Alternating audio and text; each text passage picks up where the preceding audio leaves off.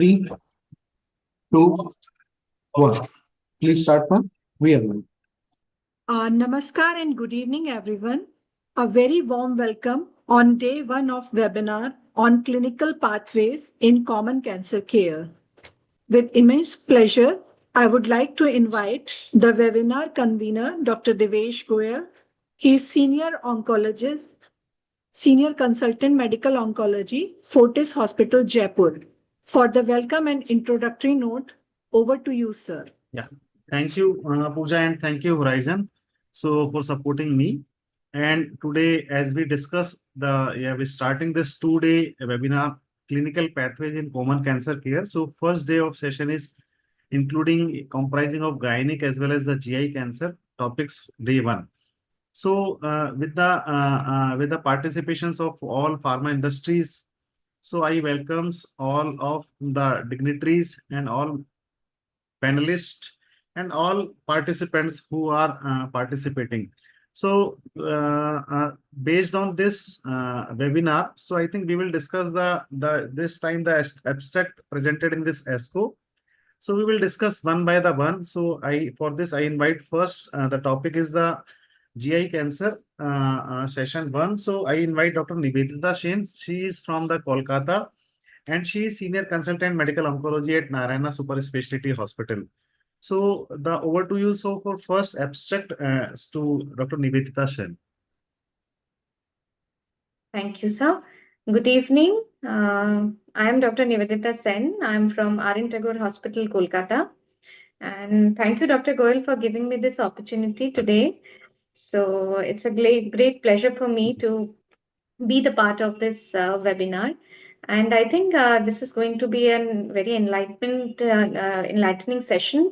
So we'll get to see a lot of new things which are coming up today. And I think as I'm unable to share my presentation from my side, is it possible from your side? Do we present the Yeah. session? Yes, we will Present share the the slides. Ma'am, slides? we are sharing the slides. No problem. Okay. Thank you.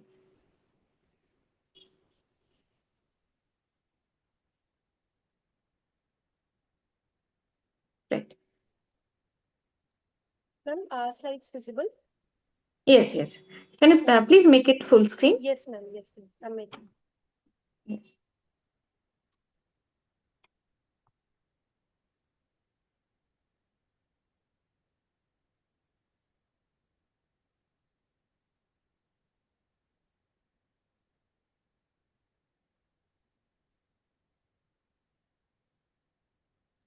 I hope now Yes. we are full screen. Yes. Thank you. So, good evening, one and all present here. So today I'll be talking on the randomized trial of a standard chemotherapy alone or combined with atezolizumab as an adjuvant therapy for patient in a stage 3 deficient DNA mismatch repair, that is DMMR colon cancer. So the atomic trial, which has been discussed in the ASCO 2025 session, and which is going to be a practice changing trial for all of us. Next. Next slide. We will change the slide number.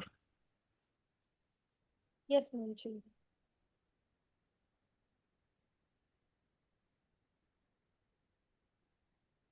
So the key takeaways points are that the FOLFOX or the CAPOX has been the standard adjuvant chemotherapy for all stage 3 colon cancers. And addition of atezolizumab along with the modified FOLFOX6 regimen significantly improves the disease-free survival in the DMMR stage 3 colon cancer. And the chemoimmunotherapy, it represents a new standard of care in stage 3 DMMR colon cancer. Next. So at the background, we all know that the standard adjuvant chemotherapy for stage 3 colon, that is a node positive disease, it consists of mostly a combination of 5-FU and oxaliplatin based treatment, regardless of mismatch repair status. So the DMMR, that is the deficient MMR, which constitute approximately 15% of the total colon cancers, they have a resistant to the 5-FU based treatment. And also in the recent trials like the Foxtrot and the Keynote 177, they showed there is a relative resistance to oxaliplatin as well. So, despite of the adjuvant therapy, approximately 30% of the stage 3 patient will experience like a recurrence at some point of their disease state. So, while approved for DMMR metastatic disease, it is unknown if an immune checkpoint inhibitor will improve the outcome after the surgical resection in DMMR colon cancer. Next.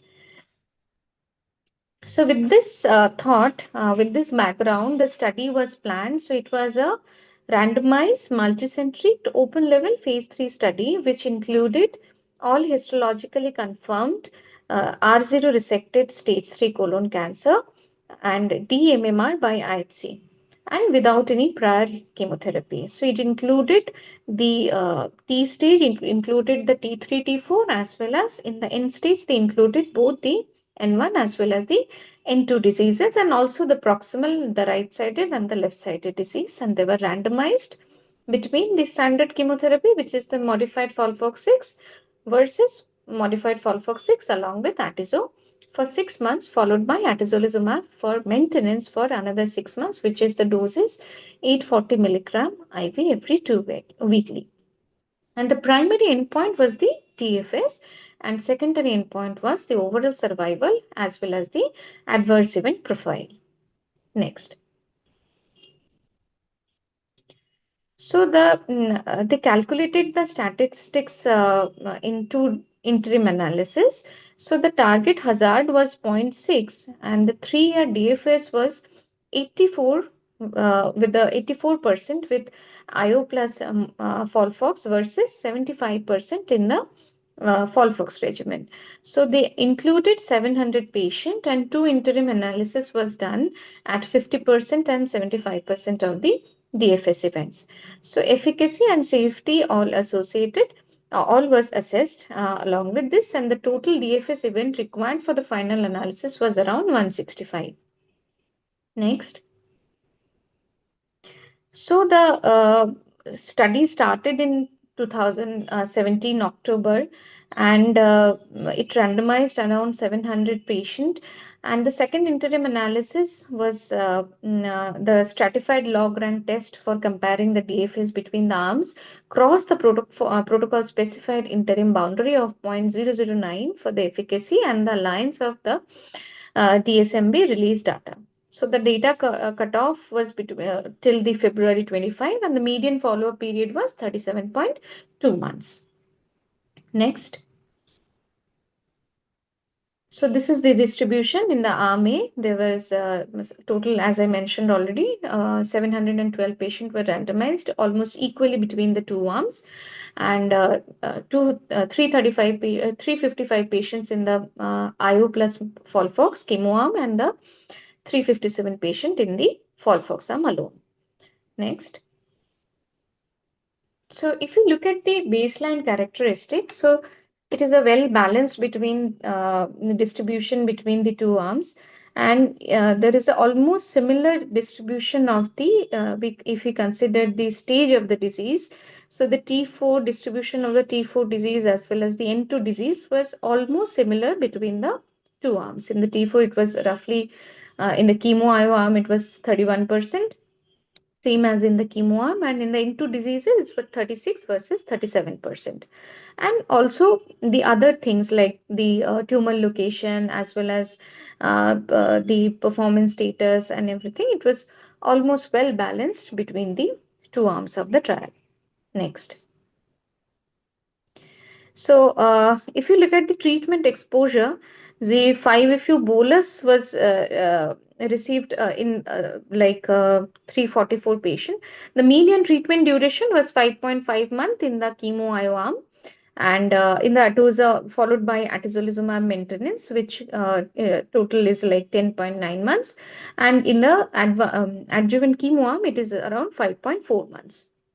So and also the number of the patient who received the 5-FU bolus followed by 5-FU infusion and oxaliplatin and atezolizumab, it was almost equivalent in both the treatment arms. Next. Next.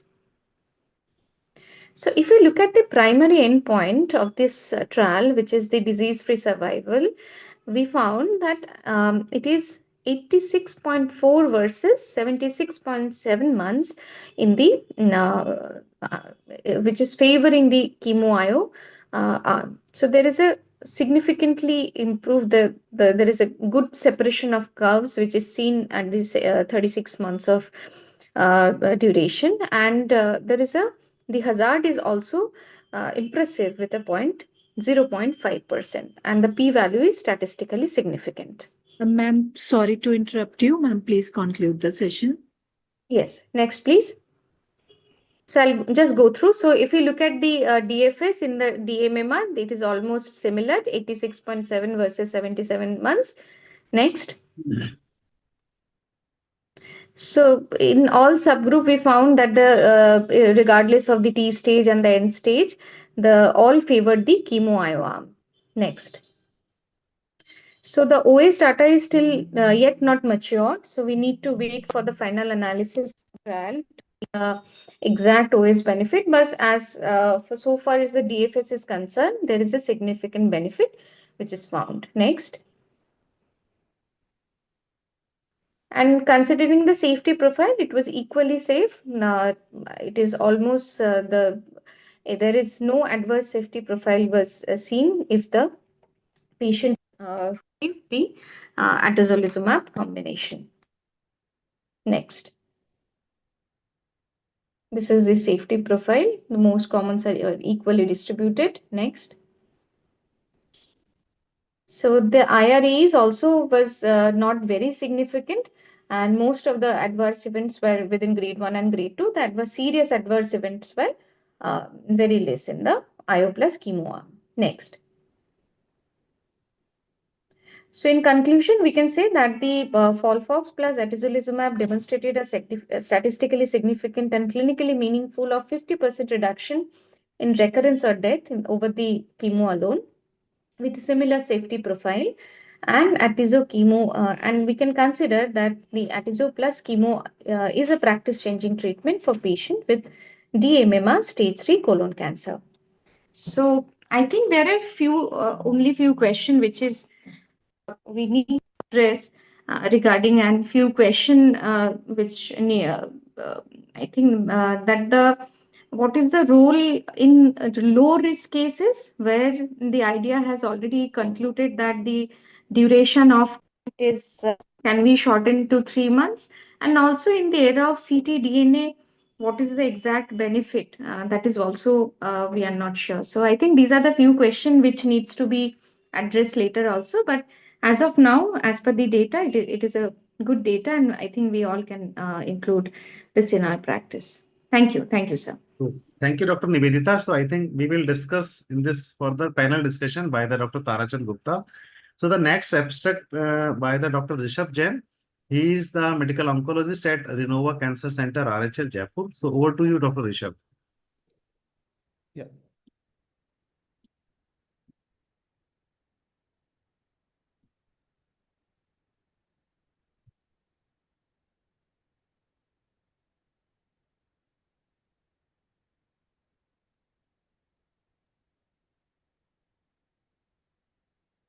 Are my slides visible? Yeah, your slide and voices. Yeah. So good evening, everyone. Today I'll be presenting the updated 23-month follow-up analysis from the Circulate Japan Galaxy study, evaluating the ctDNA-based minimal residual disease in patients with resectable colorectal cancer. The central question is whether post-operative ctDNA can better guide recurrence and guide the adjuvant treatment in the colorectal cancer localized patients. So Galaxy is a large prospective observational study, including around 2,200 patients with stage 2 to 4 resectable colorectal cancer. The patients underwent personalized tumor-informed ctDNA testing using the Signatra after surgery. And the study evaluated basically two major outcomes, which were the disease-free survival in the MRD cohort and the overall survival in the surveillance cohort. And this study provides one of the largest real-world datasets assessing the post-operative ctDNA. And when we look at the post-operative ctDNA positivity, it is a very strong prognostic marker. The patients who were MRD positive had dramatically worse disease-free survival and overall survival compared with MRD negative patients. As we can see, the hazard ratio are approximately 12 for DFS and 10 for OS, which are statistically significant and demonstrate that ctDNA outperforms the conventional clinical pathological risk factors in predicting the recurrence. The study also evaluated how ctDNA influences the decisions regarding the adjuvant chemotherapy. Among the MRD positive patients, the chemotherapy substantially reduced the recurrence risk.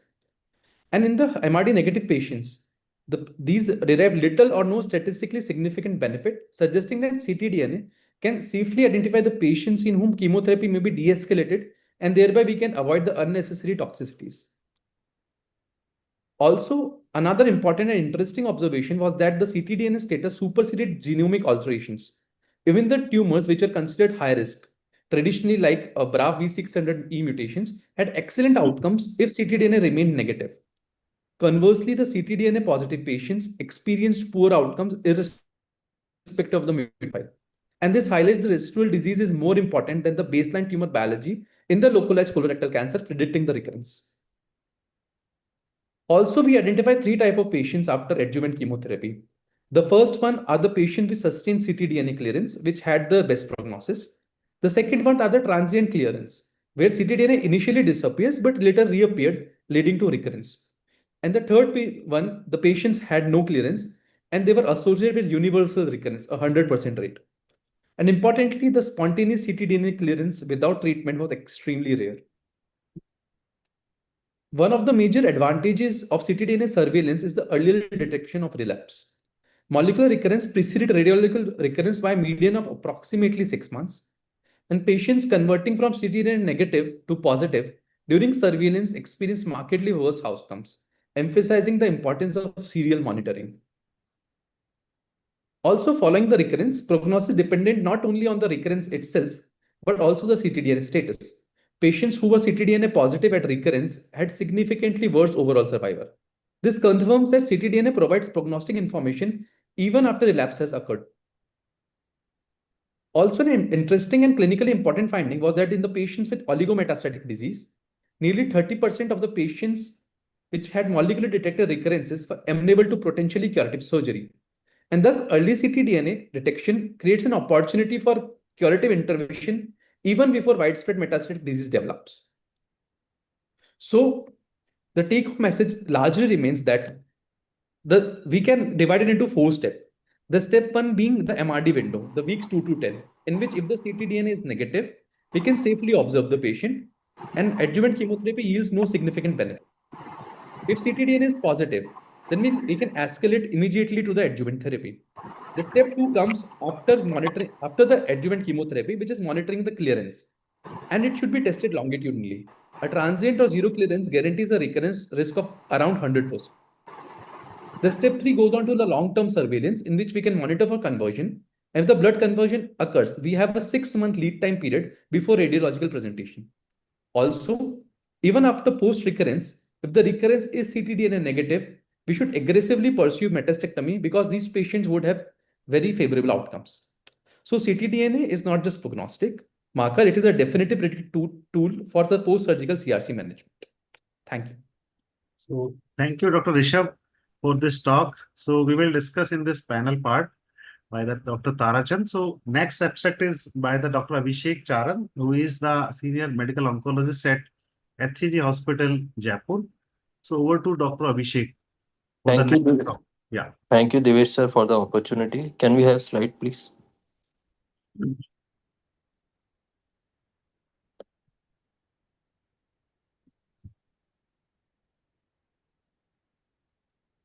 Yeah, so I'll be discussing today one interesting topic which has come in ESCO GI this year about the HER2-based therapy, which is important part of your metastatic or even in locally advanced gastroesophageal adenocarcinoma. About this molecule, so now we are these many Chinese molecules are coming which are shifting your from HER2-based therapies to other new ADCs. And the interesting part in this trial was it was combined HER2 base along with the IO also tislelizumab. So the study in this topic about the drug was zanidatamab, which is which was considered for first line HER2 positive, locally advanced, unresectable, or metastatic GE adenocarcinoma. And this was based on Horizon GEA trial. Next, please.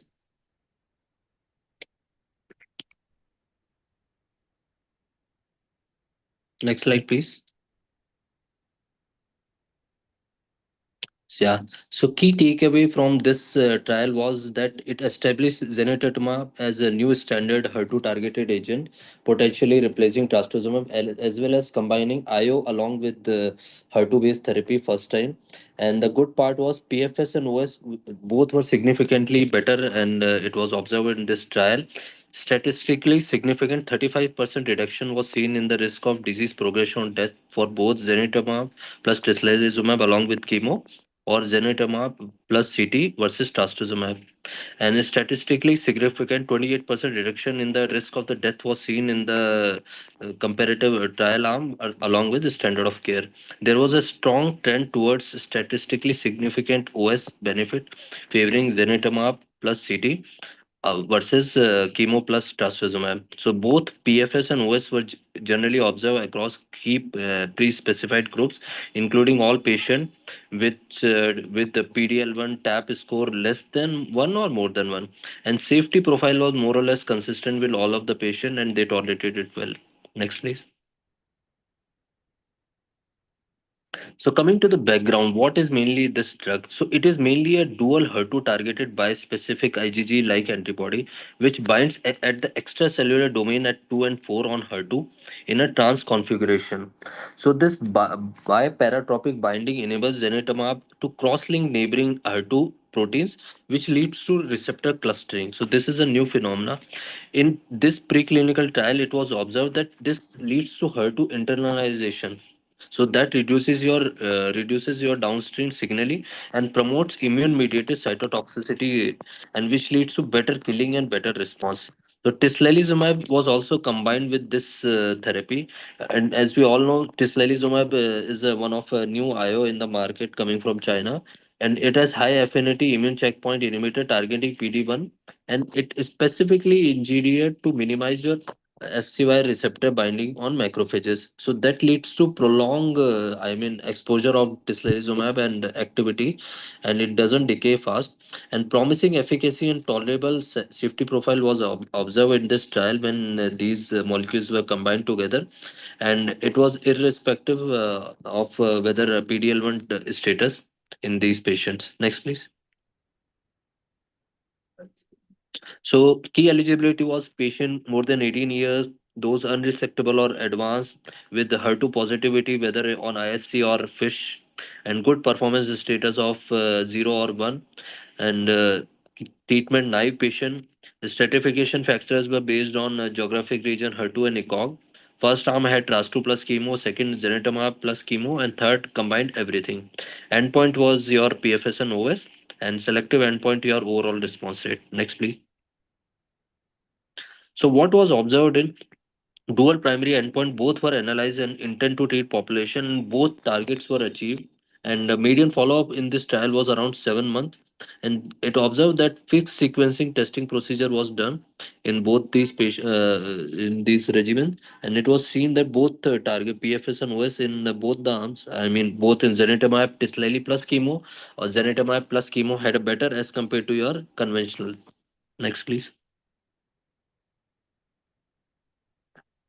So this is a flowchart showing 914 patients were randomized, and they were equally distributed on all three arms. And discontinuation, 70% patient were discontinued over a period of time. And major reason for discontinuation in all arms was your progressive disease, and it was seen after 8 to 10 months. And adverse effect were also seen, which was one of the reason for discontinuation, and it was seen up to 5% patient, and the number is more or less same with and it did not the side effect profile or discontinuation did not impact the because of your addition of tislelizumab. Withdrawal in patient was also one of the reason, and it was seen in almost 10% of the patient had withdrawal after randomization, and it may be due to cost, logistic, and whatever issues. So overall survival follow-up was around 19% in arm A as compared to 23 in arm B and 26%, or more or less same. And medium follow-up, as we already mentioned, it was up to 27 months in all three arms. Next, please. Basic demographic were similar in all three arms, around 63 male, predominant Asian origin with good performance status. 90% patient were metastatic. Most of the patient were gastric. Some were 25 around GE junction. HER2 was positive in 80% or with IHC. TAP was insignificant. It was less than 1% in 30% of the patient and more than 1 in 60 around, but it was insignificant. It did not influence your result. And basic backbone chemo was your Capox or 5-FU cisplatin. Next, please. So if we look at this Kaplan-Meier PFS curve, we can see that curves are separating even at the end of your 36 months, even at the 3 years, and they are beautifully separating, and they started separating very early, around 6 months, with around 59% having median. At 9 months, and overall median PFS seen in your arm A was 12.4 months as compared to your standard of care, which was TAS2 plus chemo. It was 8 months. HR hazard ratio is 0.63, which is significant. So 37 patient had a good outcome as in this patient and could be avoided progression at timely. So this graph and this result is quite good. I come next, please. Next, please. PFS in key standard, if we see this forest plot, we can see that almost everything lies towards a good thing. I mean, in favor of the drug, including your anatomical position, performance status, age, geographic, and everything. And PDL1 was irrespective. HER2 status was also irrespective. It did not contribute much of whether it was IHC driven or fish driven. So more or less everything in the forest plot lies towards your favoring the this triple combination. Next, please. OS beautifully separating and having good outcome. Median OS is in the experimental arm was 26.4 months versus 19.2 in TAS2 plus chemo. HR is significant again. It is 0.72.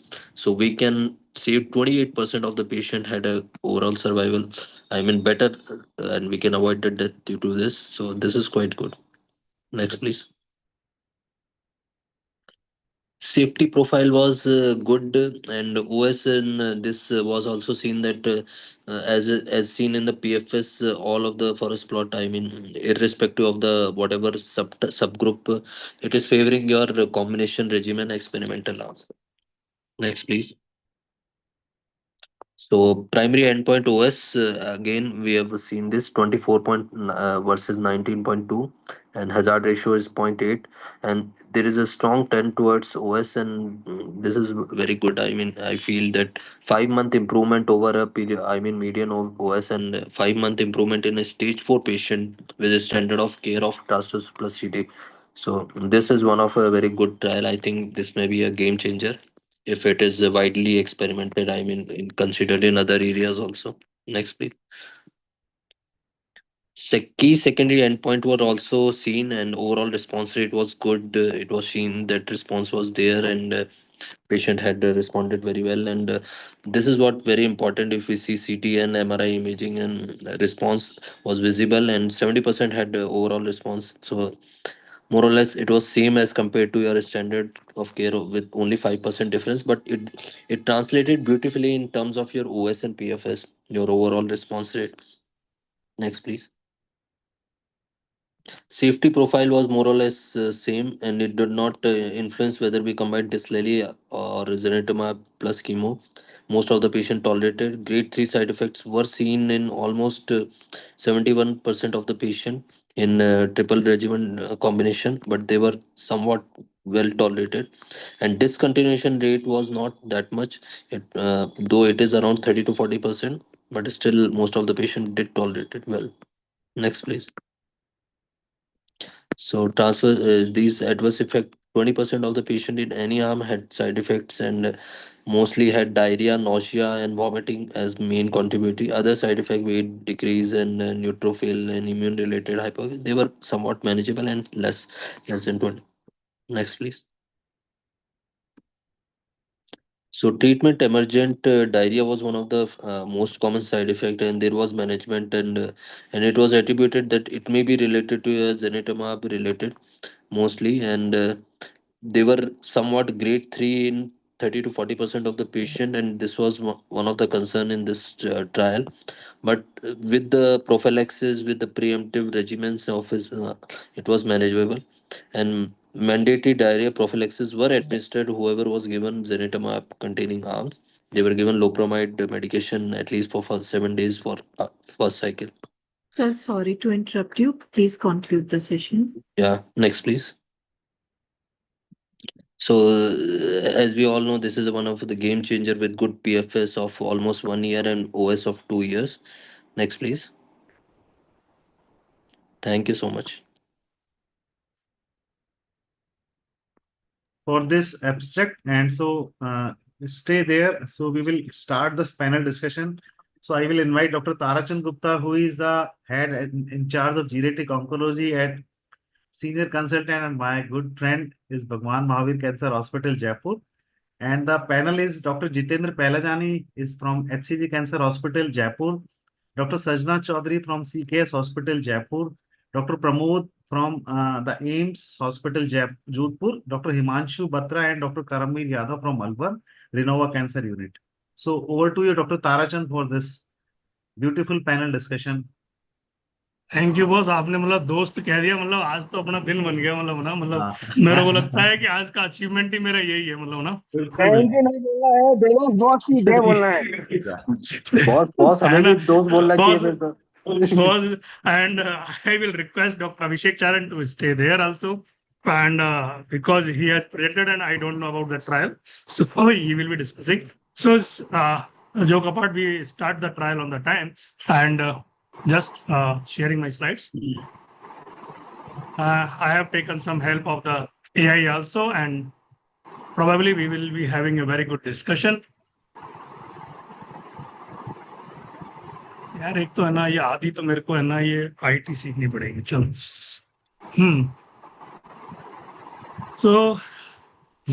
so we are going to discuss these 3 trials which were discussed just previously. So Karamveer, which will change your practice now? These are the trials from the Atomic 2026 and even before also.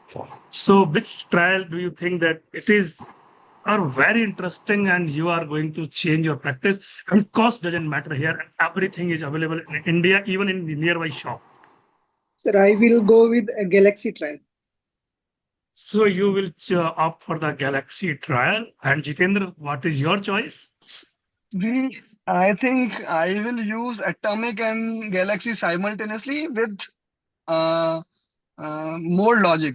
So probably Atomic will be first, Galaxy will be second, and in Horizon, I think we should see the data of zanitumab versus trastuzumab without the tislelizumab, because that is also interesting. And Dr. Sajna, because we are not going ladies first, we are fully covering all the genders. So now the Dr. Sajna first, please. So Galaxy and Atomic preferably, and sir Horizon में अभी sir it shows effect with the both zanitumab with tislelizumab or without tislelizumab, but OS data is Dr. Pramod Pal, it's your turn. You have just done your big conference and I could not attend that. That's for sorry again, you know. So please tell me which is. Sir, me, I think Atomic is a clear-cut answer. However, there are a lot of dropouts and treatment completion rate. But still, I believe that MMR deficient, high risk, stage 3, addition of atezolizumab is the way to go forward. Galaxy sounds very good, but when we actually do it, it will be really challenging, because the test which is done here for ctDNA, that is a proprietary test, and it's a serial testing of a proprietary test. So executing that in a real world will be challenging. We cannot use any left and right lab who is doing ctDNA and we use that data. that will be challenging. Horizon is a trial for those patients in which already survival is very poor. So I may use it, but today my preference is trastuzumab with chemotherapy in this. But So that atomic is means clear cut, Pramod I has guess. finished the panel discussion in only the one question. So now you are going to discuss. And Dr. Himanshu Batra is there or not? As I was informed that he's also a panelist. Yes, Dr. sir. Himanshu Batra is there. Yes, sir. Okay. Yeah, Dr. So, Himanshu, what is your choice? so my preference will go to the Galaxy trial first, and then the Horizon. In Horizon's zanidatamab versus trastuzumab without the use of PD-1 inhibitor. If we can do that. I think OS analysis is pending for that. Yeah. So now we are moving toward. So this is the first study we are going to discuss. This is just a hypothetical case with a 60-year, because this is the common age for the gastroesophageal junction cancer that evaluated for the dysphagia and cough and diagnosed with the strong PD-L1 positive and HER2 positive metastatic gastroesophageal junction adenocarcinoma with good PS, treatment naive, and he belongs to the Ambani family also. So money is not the matter for him. So we just asking the question and starting from Karambir, what is your first preferred regimen for this patient today and why? Sir, I will go with pembrolizumab with chemo along with trastuzumab. That is Keynote 811 trial. It has a strong, mature and strong data. So this will be my preference. I am using a PD-1 based therapy along with trastuzumab because I have both the targets positive, as CPS is more than 10 and IHC 3+. Zitendra, does Horizon GA01 establish Gendimab now as the new HER2 backbone, or we will wait for the it is just because of the immunotherapy benefit?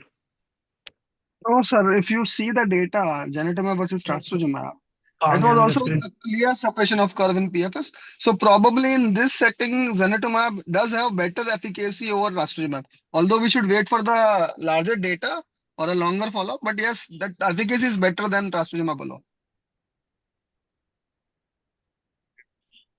Yeah, मेरा Chrome है slide. मेरे screen से slide गायब है. Oh. रुक जा यार. वो मत कर. मेरी स्लाइड्स नहीं दिख रही मेरे को. तुम्हारी शक्ल दिख रही थी ना केवल. हमको तो दिखाई दे रही है बस. तुमको दिखाई दे रही है, मेरे को नहीं दिखाई दे रही है. ऐसे तो मैं सारी स्लाइड्स भूल जाऊंगा. रुक ना, मैं थर्ड क्वेश्चन भी मैंने ऐसे ही डाला था कि would you choose doublet or triplet Pramod in light of this trial?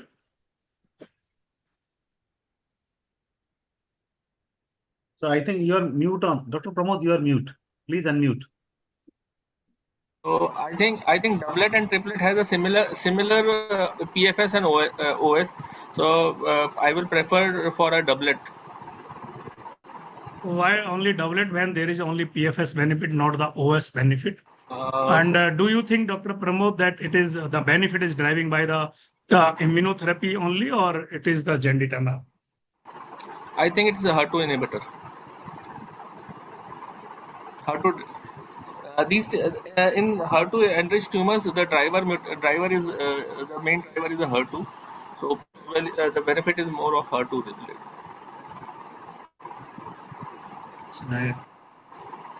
So it's a HER2 which is driving the benefit. Yes. So you are not waiting because that Keynote 811 is there where the immunotherapy along with the HER2 is showing the benefit. So now we are moving towards the Dr. Himanshu Batra. Dr. Himanshu, what do you think that why the Gendimab is it superior to trastuzumab or not? If it is superior, then why it is superior to trastuzumab? So as the data also shows that the zanidatamab is superior to trastuzumab in the terms of PFS and OS both. But and the driving factor over here is also the HER2 only, and it's the mechanism also shows that zanidatamab is superior to trastuzumab, which obviously goes with the data also. I think यार मेरे ना slide में दिक्कत आ रही है। मैं एक बार दोबारा शेयर करूँ इसको। मिनट रुक। अरे मेरी शक्ल दिख रही है यार। अरे यार तो चेंज कर लो सर। क्या शक्ल कैसे चेंज करेंगे? नहीं, शकल चेंज नहीं सर। ठीक है, okay okay. So now Dr. Sajna, if the patient progresses with the time and even you can say after 1 year, then how will you proceed and the patient is still HER2 positive and PDL1 is still strongly positive? Sir, can you please reshare the screen? Sir, in first line patient is given Genditimab, sir. What is given in first line? Yeah, that is the Harrison GA01. All are saying that they will use After that. progression, sir. Yes, sir. If we already used triplet, then not immunotherapy based. But if in Harrison we used Genditimab plus chemo only, not tislelizumab, then and patient is slide. And PDL1 is positive, then immunotherapy, immune checkpoint like tislelizumab also can be used, sir, with chemotherapy. Zitendra, here are two questions are there. First is for the first line. If the CPS is less than 1, then will you go for the Keynote 811 or Harrison GU01? And second, at progression, would you prefer to use the TDXD or not in the HER2 positive approach? If HER2 positive there and at least responded for 6 months with an anti-HER2 therapy, with or without immunotherapy, probably I will add TDXD. If progress is very fast, then probably biology is different, so probably we should do something else. Okay, and in the first line, if the PDL1 negative, what will be your choice for Keynote 811? Pamrolizumab of the anti-HER2 or Pembro doesn't have approval was for less than 1, so probably I will not be able to use it. Yeah. So we are just going into detail that was already discussed, that this was a trial where the dual primary point was there, PFS was, and here the statistically significant PFS benefit was observed with the triplet, and that was the 12.4 versus 8.1 month, and the OS was around 26.4 versus 19.2 month. This is the first regimen that has declared that more than 2 years of the OS in the gastroesophageal adenocarcinoma and the median OS. So this was the PFS and OS benefit that was consistent across all the group except the HER2 low positive, and it was even better good in the elderly population. And all the there is a concern regarding the mostly it was the diarrhea that was I think resolved. Abhishek, would you prefer Lopriban on every cycle? Are you comfortable? He is not there. So Harrison GU01 is the first phase 3 study in the metastatic gastroesophageal adenocarcinoma to demonstrate median PFS of more than 1 year and a median OS of more than 2 years. This finding that suggests that it may double it for the PFS benefit. Yes, we will. I think, in my opinion, we should wait for the OS benefit. For triplet, yes, we can use if it is available and financially not challenging for the patient. So now we are going for the next study. That was the atomic study. Patient is again hypothetical case, 58-year-old male, woman with the R0 resection of T4N1 ascending colon adenocarcinoma. Tumor is GMMR MSI, germline testing confirmed Lynch syndrome, ECOG PS0, and recovering well post-op. So again, Dr. Pramod, T4N1, it is a post-op, right? If you think that patient comes to you first, and it is again T4N1 on your MRI or PET scan or CT, whatever it is there. So what will be your strategy? Will you send the patient to surgeon or will you keep him with you? Sir, sorry to interrupt you. Sir, you can reshare the screen, then it will come properly. Okay, it is Your not PPT. coming? No, sir. Oh, yeah, very slide. Again.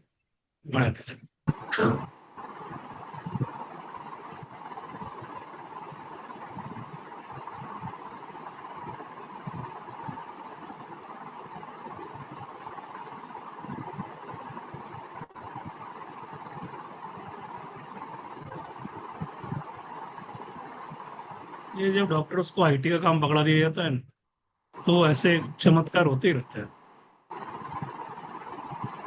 So I think So, now yes, sir. I'm clear. Yes. So किससे discuss कर रहे थे हम यार? Sir, doctor Pramod. yes, sir. Yes. Yes, sir. Professor So, Pramod. नहीं Oh, sir, sorry. Professor नहीं sir, sorry sir. नहीं हुआ? चल कोई बात नहीं, अगली बार हो जाएगा. जितेंद्र ने बोल दिया तो हो ही जाएगा. जितेंद्र ने बोला है तो हो ही जाएगा. चल. Sir, if it is T4N1, we will like to discuss this in tumor board, and I will definitely bet for neoadjuvant chemoimmuno if it is deficient MMR. It's a colon, huh? It's a colon. CA colon. Yeah. CA colon with the DMMR is stage 3. Then locally advanced. I will bet for neoadjuvant chemoimmuno. But this needs a tumor board discussion. Chemoimmuno, yes. And Jitendra, what is your choice? If Atomic not तो in बाद में आएंगे रे. पहले अपन neoadjuvant पे निपट लेते हैं. if not in obstruction, I would like to give chemoimmuno. Yes. But T4 is a Chemoimmuno. bulky disease. Chances are there that patient will have symptoms, have. so probably then you have to opt. That's the point. And Dr. Sajna. Yes, sir. Sir, And dostarlimab is also available right now, no? In India, easily, with a PAP program. yes, sir. So, sir, immuno plus chemotherapy, neoadjuvant preferably. I think Okay, just and want to- Karambir? So, Sir, if it is non-obstructing, then we can go with the chemoimmuno.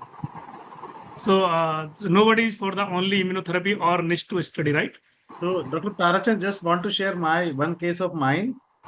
39-year-old male recently operated T3N1 MSI high. So, patient is non-affordable for immunotherapy. I have given just 4-cycle capox followed by the PET scan. So, PET scan is suggestive of liver mets as well as the retroperitoneal lymph node.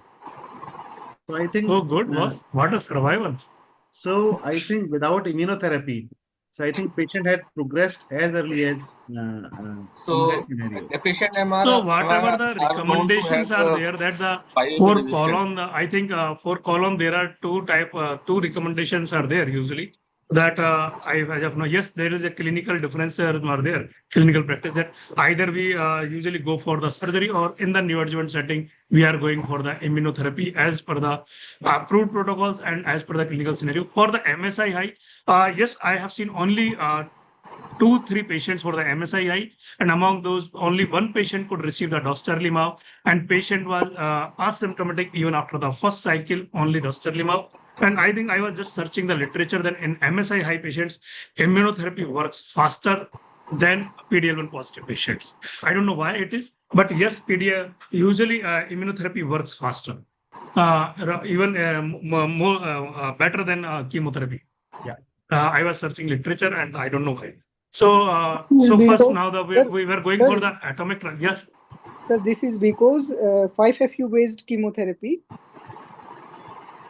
If we are using conventional chemotherapy, then they will act by DNA synthesis breakdown, and if it is already MSI high patient, so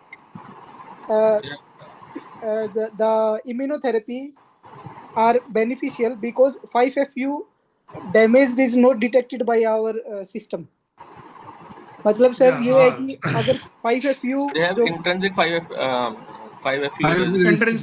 intrinsic 5FU resistance, right?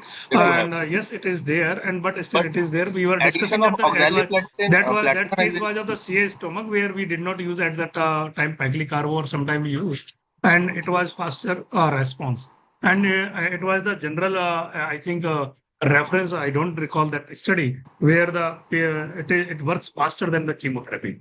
And now, so for this study, do you recommend adjuvant modified FOLFOX6 plus atezolizumab or modified FOLFOX6 alone? And yes, why we have discussed. So starting with Dr. Himanshu Batra. If the finances are good, obviously then there is no challenge of finances for any study, any patient in this discussion. So then I will go with the trial with the FOLFOX plus atezolizumab. Okay, so Pramod, there is no OS benefit, still it is mature. with the atezolizumab, and still would you bet on the atezolizumab? And we have seen in many trials, even there is a 23-month over median follow-up is there, and still we don't have the OS data, mature OS data. Associate Professor Dr. Pramod Pan. Sir, although the OS data is immature, but if we see the the DFS data, so both, although the median is not reached in both the arms, but there was a separation of around 10% difference at a median follow-up of 3 years. I think this 10% will definitely transform into an OS benefit.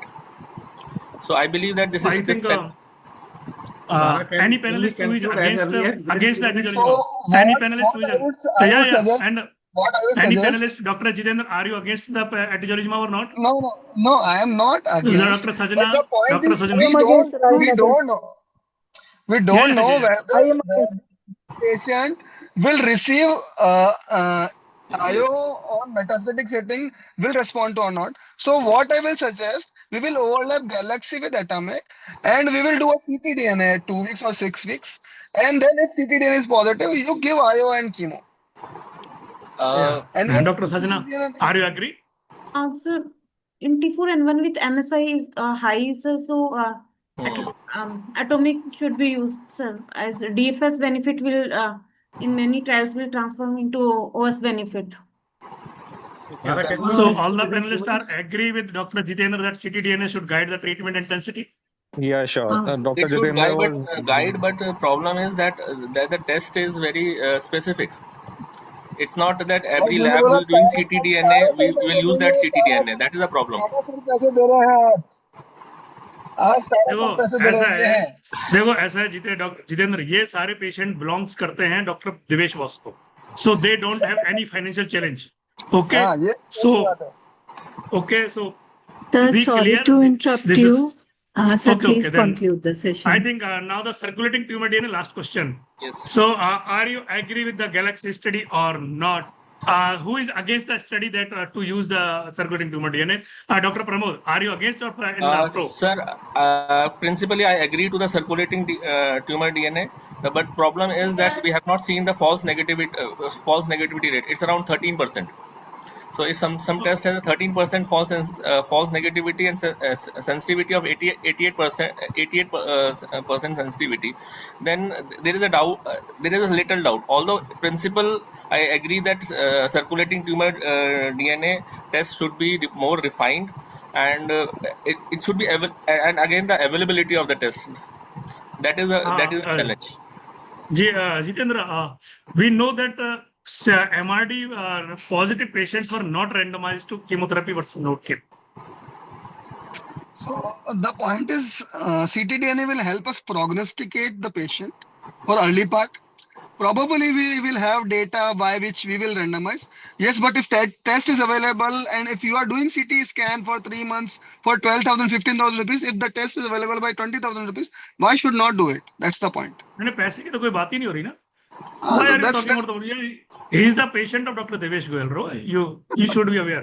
Very clear. I will tell and Dr. Sajana, Vega study is underway, where they are randomizing the chemotherapy versus no chemotherapy in MRD negative patients and MRD positive. Would you wait for that study, or you are just using from tomorrow morning? So go to Dr. Devesh and do it.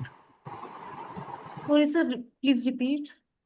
Yeah, for the Galaxy study, there is a circulating tumor DNA study. You are seeing that. And another study, that Vega study is there, which is randomizing the patients on circulating tumor DNA positive or negative and chemotherapy versus no chemotherapy.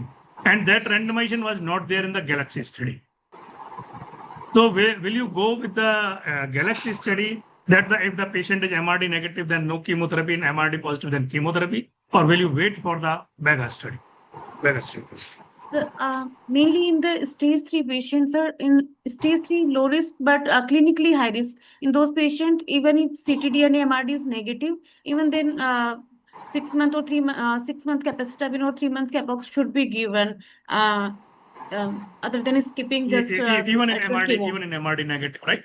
Yes, sir. If stage 3 clinically high risk, then should be given. And Karambir? Sir, we should wait for the result of other study, which MRD negative patient will benefit or not. And Himanshu, Dr. Himanshu Batra? So if the patient is ready to do the follow-up for the transient clearance later on, because we need multiple ctDNA testing later on also. If the patient is able to do all the follow-ups, then we should go for the ctDNA based treatment. Okay. So, Dr. Devesh boss, ये देखो ये final comment है, आप कहोगे वही माना जाएगा यहाँ पे, you are the organising secretary, बाकी किसी की कोई चलने वाली नहीं है, आपने कह दिया वो सब लोग लेके घर निकल जाएंगे, आप बताओ. एंड उसके बाद this is the final comment and thank you note. So thank you, Tarachan, for the first trial, the chemo plus immunotherapy in stage 3 resected DMMR. So definitely can use immunotherapy. I think more and more data is coming. So I think immunotherapy can be offered if financially suitable. The second part, I think the concept of MRD negativity and positivity. So we can choose the adjuvant treatment options. So I think more and more data is and more trials is required to assess whether the patient is required chemotherapy or not. So I think can use and can see the trend whether the MRD negative or positive. So based on this clinical experience, we can choose whether the adjuvant chemotherapy is required or not. And the third trial, definitely we can add the HER2 positive options along with this, the chemotherapy and immunotherapy in metastatic gastroesophageal cancer. So I think this is the good option. So trastuzumab initially nowadays we are using. So I think this molecule nowadays not available. So in future, more data is available. So can be used along with this immuno and chemotherapy in this metastatic gastroesophageal cancer. So thank you, Dr. Tarachan, and thank you all my panelists for this discussion. Thank you, Devesh boss. Thank you, and thank you, panelists. Yeah. So thank you. So for the next topic, so the discussion on this serpilumab in this perioperative gastric cancer. So definitely speaker is myself. So I will present this topic. So I will just share the screen. So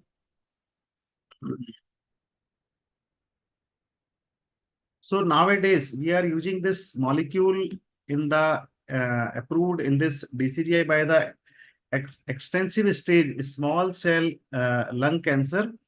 We are using along with this chemotherapy. So now this updates in this perioperative gastric cancer. So as we all know that the perioperative serpilumab along with this neoadjuvant for PD-L1 positive gastric cancer. So this is the randomized double-blind multicenter phase 3 study. So as we all know that gastric cancer occurs in 60% in Eastern Asia, where is the SOX, so means S1 plus oxaliplatin remains the standard perioperative chemotherapy regime. So this addition of immune checkpoint inhibitors to perioperative chemotherapy has shown mixed efficacy in gastric cancer with this keynote 5815. So this was yielding negative results and Matterhorn, so showing benefit in this durvalumab arm. So more precise perioperative strategy and refined patient selection are needed to maximize clinical benefit and reduce the toxicity with this chemotherapy. So as we all know, this molecule is humanized anti-PD-L1 monoclonal antibody shows efficacy in multiple cancers. So we report result from this Astrum 006, a phase 3 trial of neoadjuvant serpilumab plus chemotherapy followed by this adjuvant serpilumab monotherapy in patient with this PD-L1 positive gastroesophageal junction or gastric cancer adenocarcinoma. So the three trials, so one by one, keynote 585. So in this pembro along with this chemo versus placebo, followed by the surgery. So following after surgery, 3 cycle, followed by the 11 cycle remaining of immunotherapy. So pembro plus FLOT is also compared again in the same direction. So event-free survival was 44.4% in this pembro arm compared to the 25.71. So it didn't succeed in this improving EFS in this perioperative gastric cancer.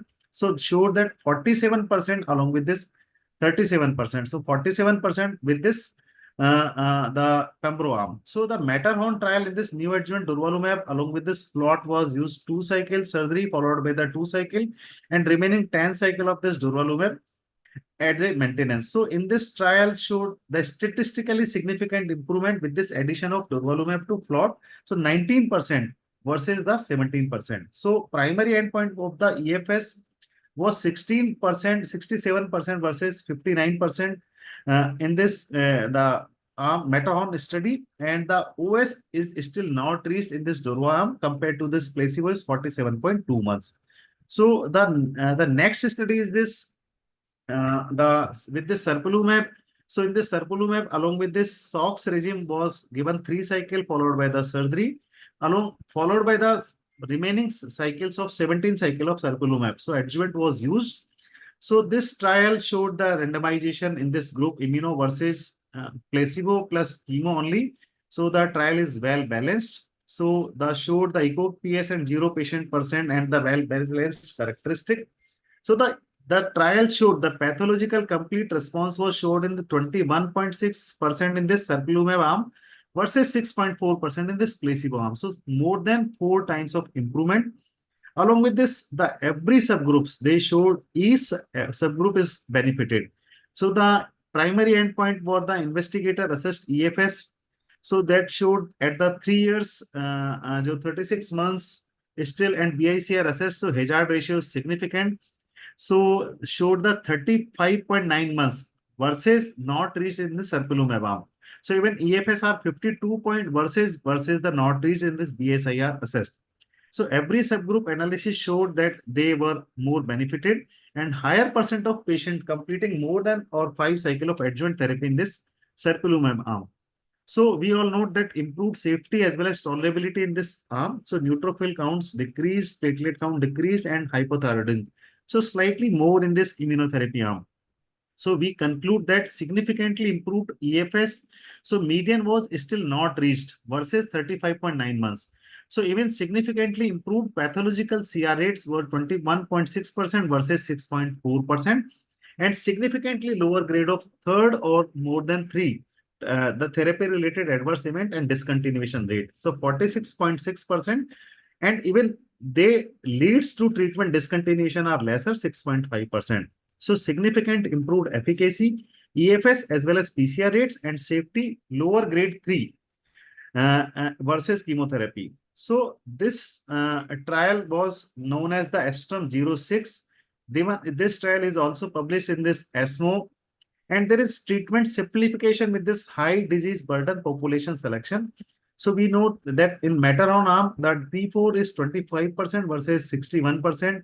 Node positive patient, ECOG 1, PDL1 score, R0 resection, even completed treatment of adjuvant float versus serpilumab and completed immunotherapy and grade 3 or more than 3 side effects. So ASTROM showed the better efficacy compared to this Matterhorn. So even we showed that EFS is still not reached in the serpilumab arm versus Matterhorn arm. So even PDL1 population are slightly higher in this arm. So sometimes this serpilumab plus taxane-based regime were also used in perioperative gastric cancer. So along with this nab-paclitaxel and SOX regime. So key results were pathological complete response 34%, major pathological response 39.1%, R0 resection is 100% and post-operative and nodal downstaging rate is 78.3%. So even better tolerable and better safety. So this was the global footprint. It was launched in 16 European countries initially, and overall UK, Australia, Denmark, and we all know that indication was approved in India nowadays, even at extensive stage small cell lung cancer. And rest indication are non-squamous, non-small cell lung cancer, squamous, esophageal squamous, as well as perioperative gastric cancer. So these indication are also approved in this Europe as well as China. So the next upcoming studies in 2026. So locally staged. So the global phase 3 trial in a small cell lung cancer, even in this colorectal cancer metastatic, first line MSI high patient as well as first line pancreatic ductal adenocarcinoma. So the ASTRIDE trials also showed that extensive stage this serpilumab versus atezolizumab in this treatment naive arm. So we all know that it is the next generation IO that is very different from the other molecules. It is a novel anti-PD-L1 monoclonal antibodies, and it was binding affinity is 10 times higher than nivolumab and 3 times higher than pembrolizumab. So that unidentical, uni-identical PD-L1 inhibitors. So as we all know that this is a PD-L1 receptor Mechanism, so different mode of action, so it will more robust and rapid internalization than Nivo and Pembro, and it also block co-clustering of CD28 with this PD1 during T cell activation better than Pembro. So the double deeper activation and sustained anti-tumor response. So the key takeaway points for this the talk is first perioperative study to demonstrate an adjuvant chemotherapy sparing studies following neoadjuvant immunotherapy plus chemotherapy. So it will show also robust efficacy with significant benefit in this primary endpoint and consistent improvement across secondary endpoints. And compared with this perioperative chemotherapy, this approach should better tolerability, more favorable and safety profile for patient. Thank you. So thank you for this talk and thank you for sponsoring this session. And following this, I am sir ये thank you वाला slide फिर से लगा दीजिए. 1 second. Sir ये जो last वाला था. Yes.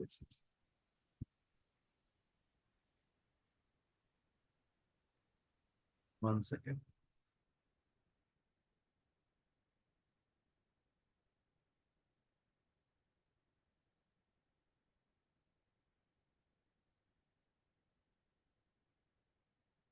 So thank you. हाँ sir please stop the screen sharing. एक second. I will again, the next topic is. नहीं सर अभी एक सेकेंड वेट करके sir we will share the screen अभी एक.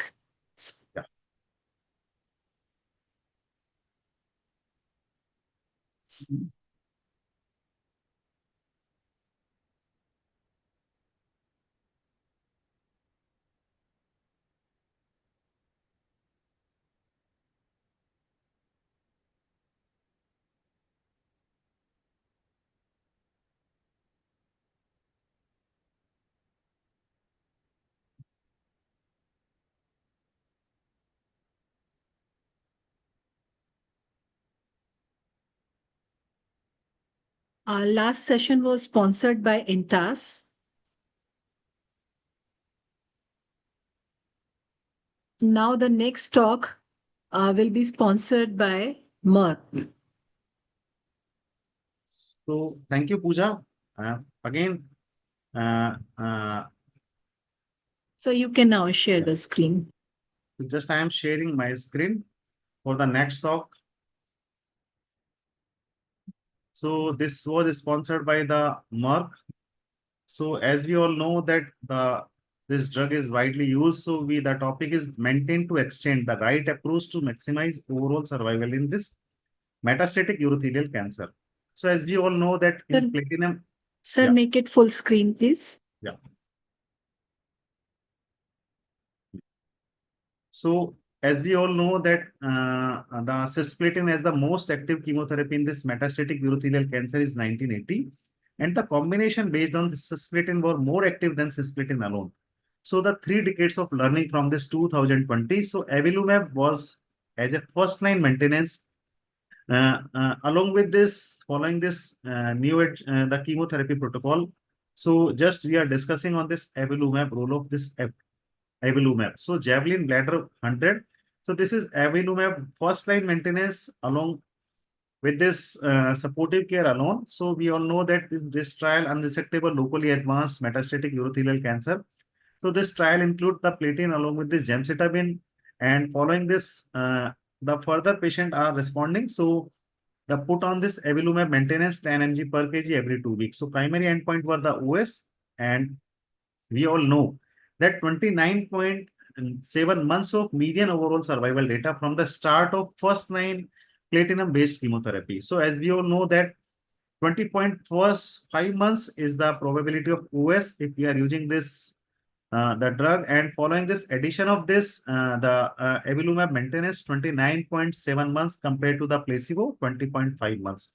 So the long-term outcome with this avelumab plus best supportive care were similarly reflected in real-world practice. So this is the first line, the platinum-based regimes chemo, so that the efficacy is still matched even with this cisgem along with this carbogem. Even with this duration of platinum-based chemo, even we are using less than 15 weeks or 20 weeks. So quarter 1 to 2, 1 to 2 and 2 to 3.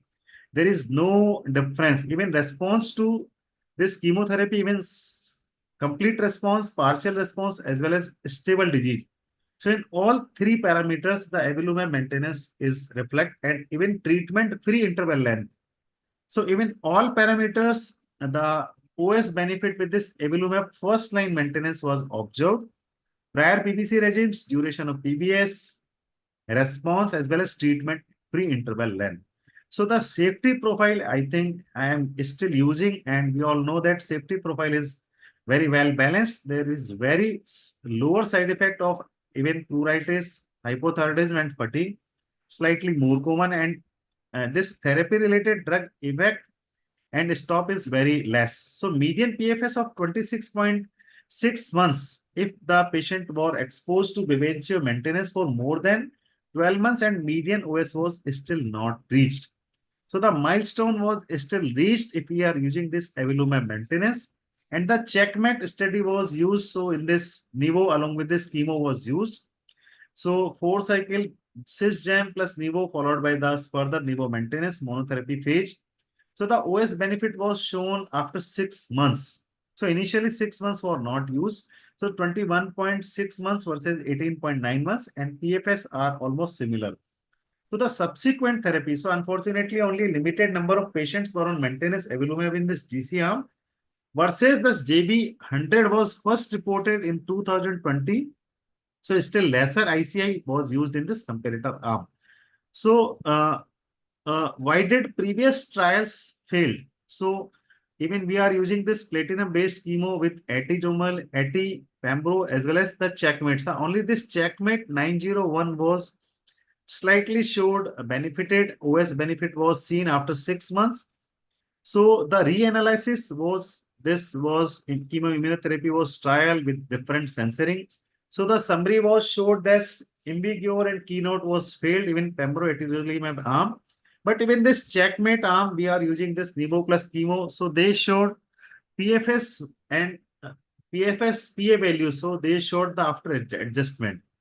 So the EV302 in this EV plus pembro versus cisgem, carbogem, 6-cycle. So this was conclude, and in this OS population was better, the 33.8 months versus 15.9 months. So the PFS are 12.5 months versus 6.3 months. So EV plus pembro versus chemo demonstrate increased OS and PFS outcomes. So in this scenario, if we are put on this avelumab maintenance, they still showed better patients, better PFS. So the grade 1 or 2 events were occurred more frequently with this EV plus pembro versus alone chemotherapy. So slightly side effects are more skin reactions as well as neuropathy or EV arm is show more. So the patient at least meet 2 of criteria may be deemed unsuitable for EV plus pembro treatments. So if PS were 2 or more than 2, hemoglobin is HbA1c is 8 or more than 8%. Creatinine clearance are less than 45%, any corneal or retinal abnormalities, and grade 2 or more than sensory or motor neuropathy.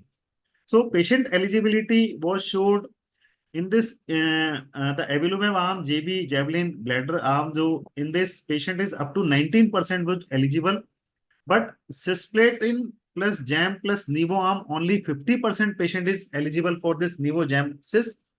Even with this EV plus pembro, in this population, 80% population will be eligible. So the real world evidence for what we can learn. So these data from the various countries. So median PFS in this Javelin bladder is 5.5 months and 12-month OS rate is 71.3%. So Indian real world evidence on this avelumab consistent in this randomized control trial. So median PFS are 5 months, and in patient who received more than 6 months were median PFS for 11 months. Still OS was not reached, and rates of OS was 82.1%. So we all know that outcome with this EV plus P. So I think overall response rate and 12 months PFS and OS rates were comparatively low. So the sequence of therapies, there is Nivo plus Gemcis, there is no data. EV plus pembro, no data. Even with this JB100. So the data is available, platinum chemotherapy along with this avelumab. So best outcome if we are using EV in second line along with this and along after progression and 40+ months survival from first line chemotherapy. So the study showed the Evans as well as EuroQ studies. They showed if we are using the Sysgem followed by the avelumab first maintenance and second line EV. So in that 40.8 months overall survival from the first line therapy. So the summary of this these three trials, those shade that all eligible patients are more in this JB 100. 73.8% received standard of care. Median PFS is still 30 months and 40 months if we are using second line antibody drug conjugate. PFS are 9.5 months. Otherwise, real world evidence is 13.6 months. So sequencing of this ADC after JB 100 and grade 3 events and discontinuation are rate slow and bi-weekly administration. So the median OS, if we are discussing, if we are using the avelumab maintenance from first line and following this 29.7 months, and if we are putting following this second line ADC, so 40.8 months of median OS was achieved. So the conclusion of this this trial and this topic is rapidly evolving landscape. Avelumab first line maintenance can be tailored according to this practical consideration and patient needs. So including the duration, number of cycle and response of first line platinum based chemo. So due to this toxicity profile, a significant proportion of patient may not suitable for EV plus Pembro. And therefore EV ineligibility criteria are warrant. So first line treatment impacts option are for second line choice. So highlighting this importance of evidence-based sequencing to optimize efficacy as well as minimize toxicity and for patient profiling and to individualize treatment. Thank you.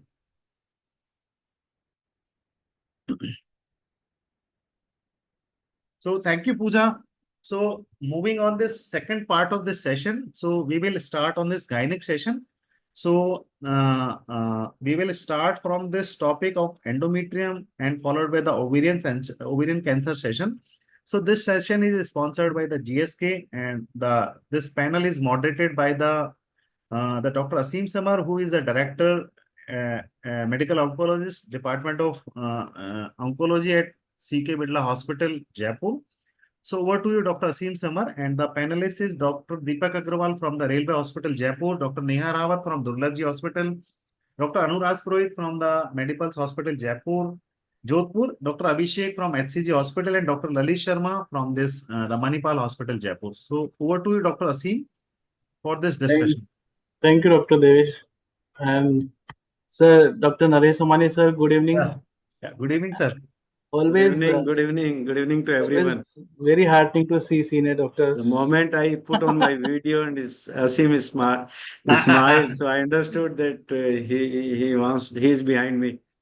No, it's a kind of vibration catching each other. So we always love to see you and hear your comments. So you are there. So and good to see your smiling face. Good to see your extra smiling face. Extra is extra. Thank you, sir. Sorry, I'm interrupting. Sorry. So we'll move forward, sir. Yeah, Devesh, thank you very much for having me here, and we'll go and continue with the session. So it is sponsored by GSK. Pooja, can you please share my slides?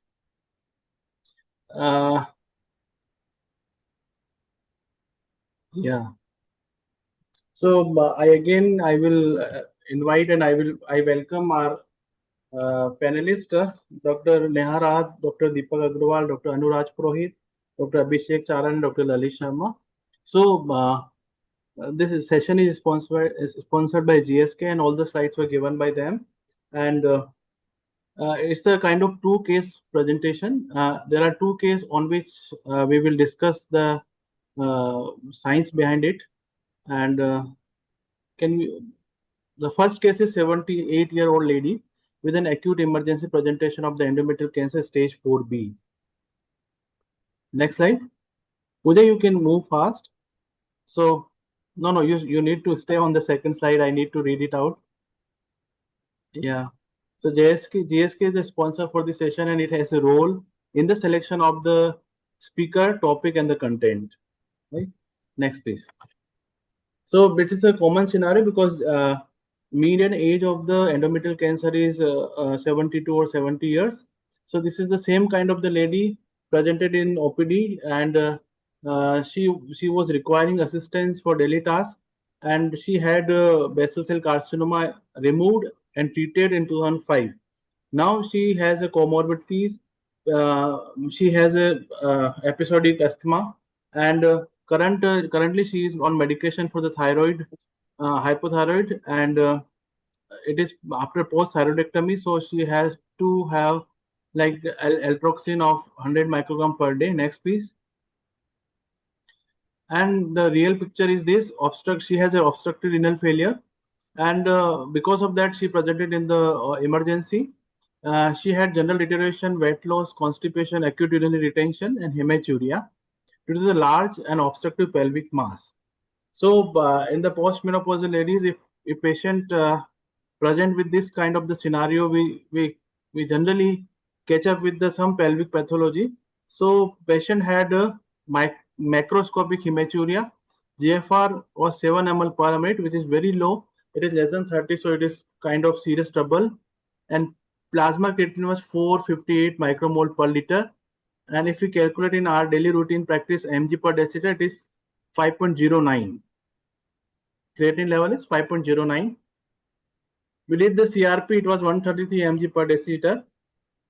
And she had a report of uterine biopsy, and it was showing high-grade endometrial cancer, and she had lung met also. No, it is the abdominal node.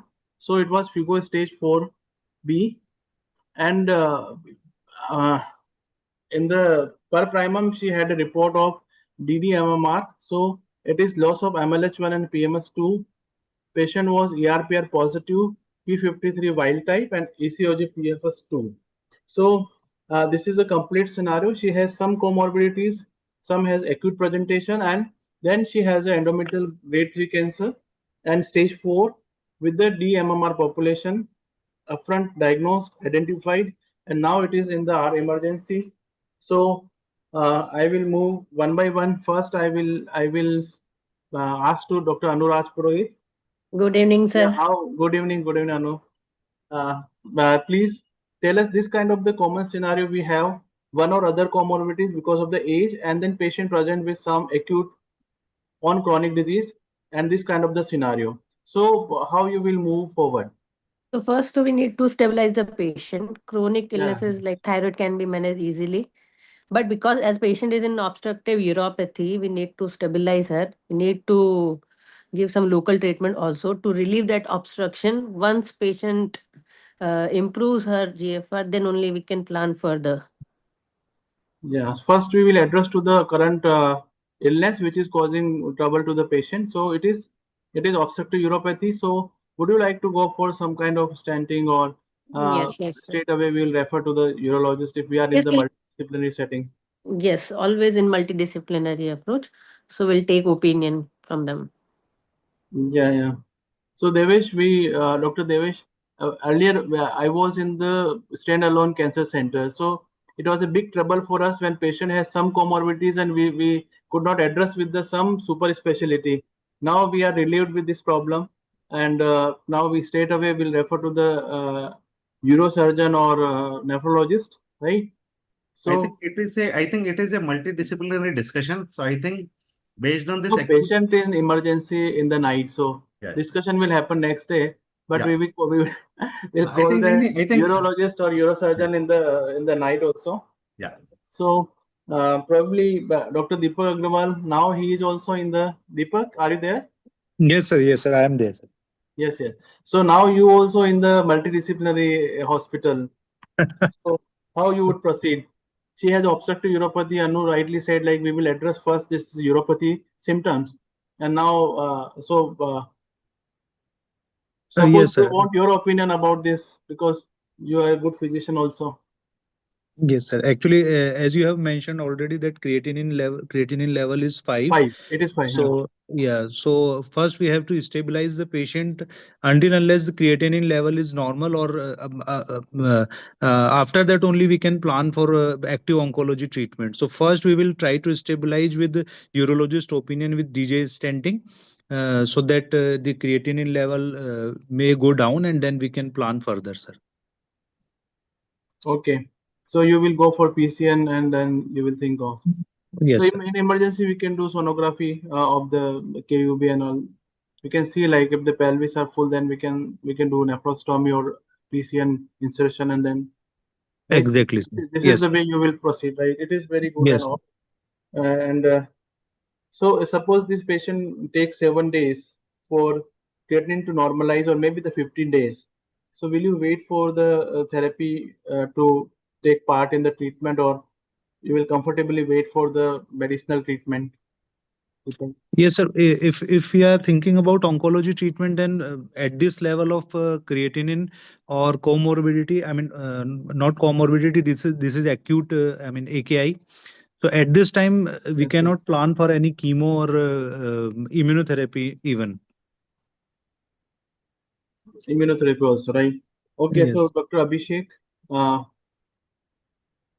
Yes, Dr. sir. Abhishek, Good yes, evening, Somani sir, good and Asim sir, and Divesh sir again, and all colleagues also. Good evening. yeah. Abhishek, you have said good evening to Somani sir, so need not to say to us. It is all covered in one umbrella. No, sir, everybody is senior and colleague, Yes. and I'm just joking. Yeah. everybody is Okay, Abhishek. So, most. Abhishek, we'll go by the suppose on the day 3, patient has a creatinine level of 2. Yes, sir.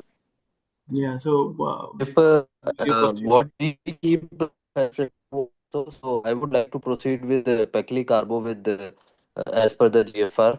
I won't big disease load is there. If patient has affordability, then Dostarlimab also as per Ruby trial.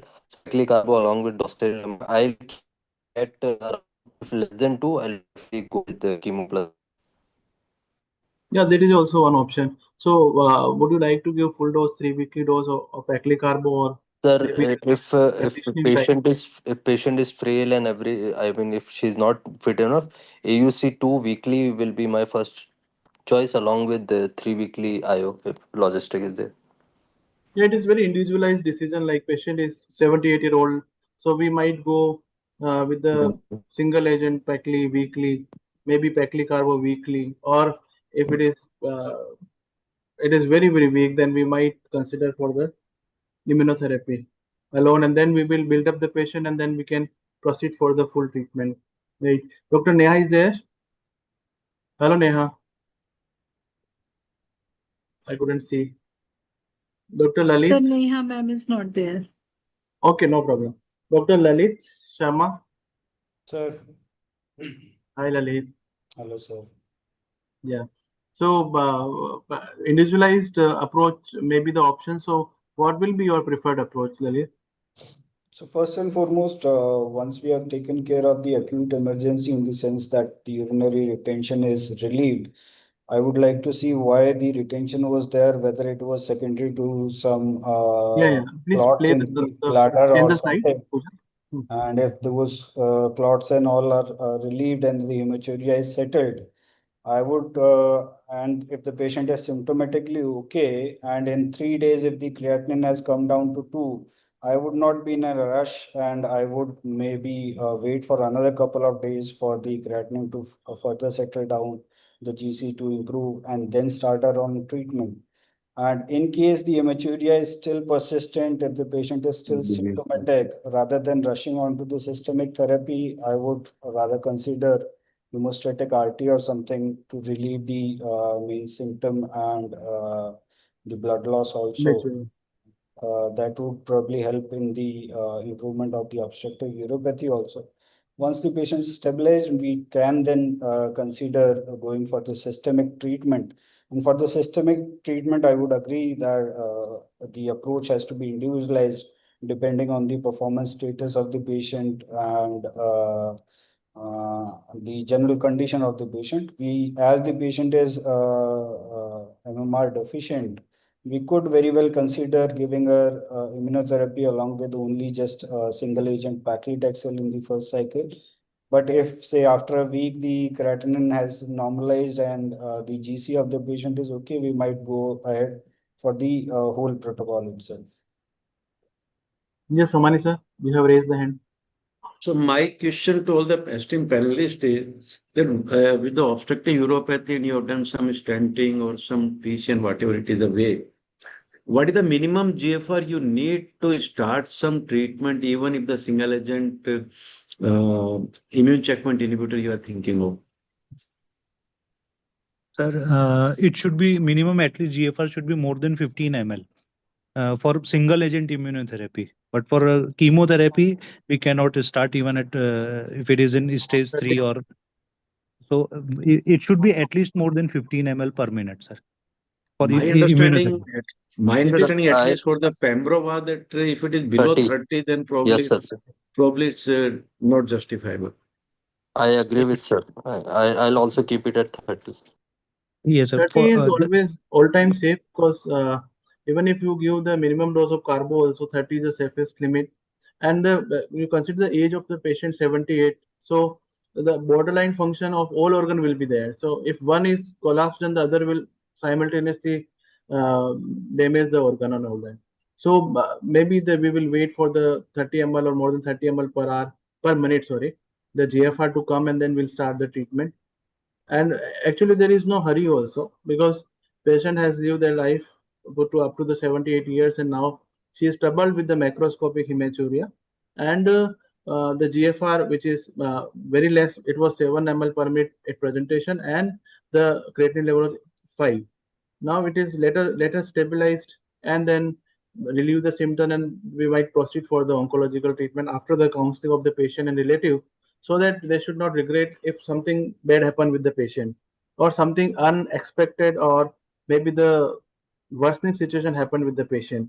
So it is a very much informed decision to the patient and relative that patient has this much disease, stage 4 disease, she has a large pelvic mass, obstructing uropathy, and the disease in the lung.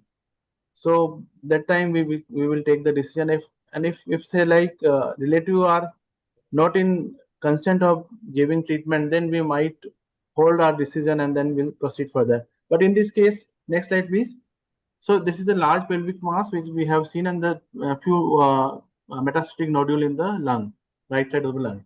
So the patient treatment goals and consideration, the patient quality of life was severely impacted given the impairment of the disease had on her ability to live normal life and the life-threatening emergency presentation, and the patient's endometrial cancer was deemed inoperable because of the metastatic disease. And besides the from Jemperli and Carbopecli, the only viable treatment option was the best supportive care. So you need to discuss with the patient and family members. Next, please. So emergency treatment of acute obstructive renal failure, rehydration and placement of the urinary catheter was done in the emergency. Then after a few days, patient underwent pelvic hemostatic radiation therapy, and then patient was prescribed Jemperli plus Carbopecli. That time patient was stabilized and the PS was little bit better, and then patient had Jemperli plus CP for 6 cycles. That was the treatment which we have given. Next slide. So patient responded after the first 3 cycle of the dostarlimab plus CP, Carbopecli, and the CT scan revealed regression of the lung metastasis and peritoneal carcinomatosis and stable pelvic mass size. Okay. So Dr. Lalit, you have mentioned to give the RT to the pelvic mass, which will causing invasion in the bladder to stabilize the macroscopic hematuria. Do you feel RT has a role for priming the tumor for better working of the immunotherapy? This theory has been propagated, but I don't know whether there is evidence to kind of use it as a clinical tool. But yeah, activating the lymphocytes via the RT and better penetration of the drug into the tumor has been hypothesized. Yeah, there is one good hypothesis is low dose RT can make the cold tumor hot, and then immunotherapy works better. Right. Okay.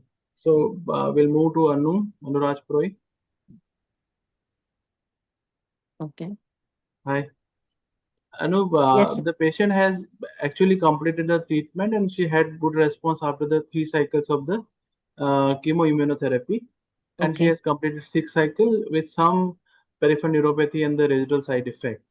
So it is the same seen in your clinical practice also, or it is little different, or you might have some other side effect also. Apart from neuropathy, sir? Yeah, with the chemoimmunotherapy. Okay, so in general, all the acute side effects like EI symptoms or temporary cytopenias happen, but they get correct with time and the supportive care. But in long term, yes, neuropathy is the major concern. But after 6 cycles, it slowly improves, so nothing new. Okay. So Yeah. now, what will be your plan? Suppose patient has completed 6 chemoimmunotherapy, then So patient has completed 6 cycles of chemo plus immuno. So I would like to switch to with the maintenance acceptable immunotherapy. disease response. Yes, sir. So maintenance immunotherapy. At what interval? 6 weeks. Every 6 weeks you want to give. Yeah. Because Okay. initially we are given 3 weekly. Considering her age, or We need to see the side effects and the tolerance in first 6, like fifth 6 cycles, all the immune related side effects. If she has tolerated well, then yes, continue. Otherwise, we can observe also.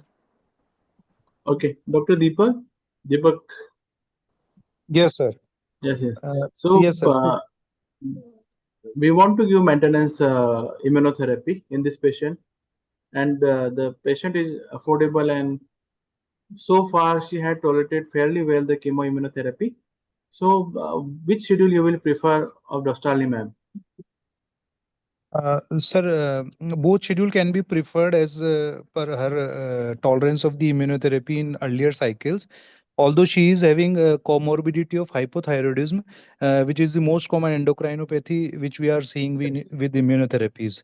So we can plan accordingly. If she is comfortable, then we can plan 500 milligram 3 weekly also.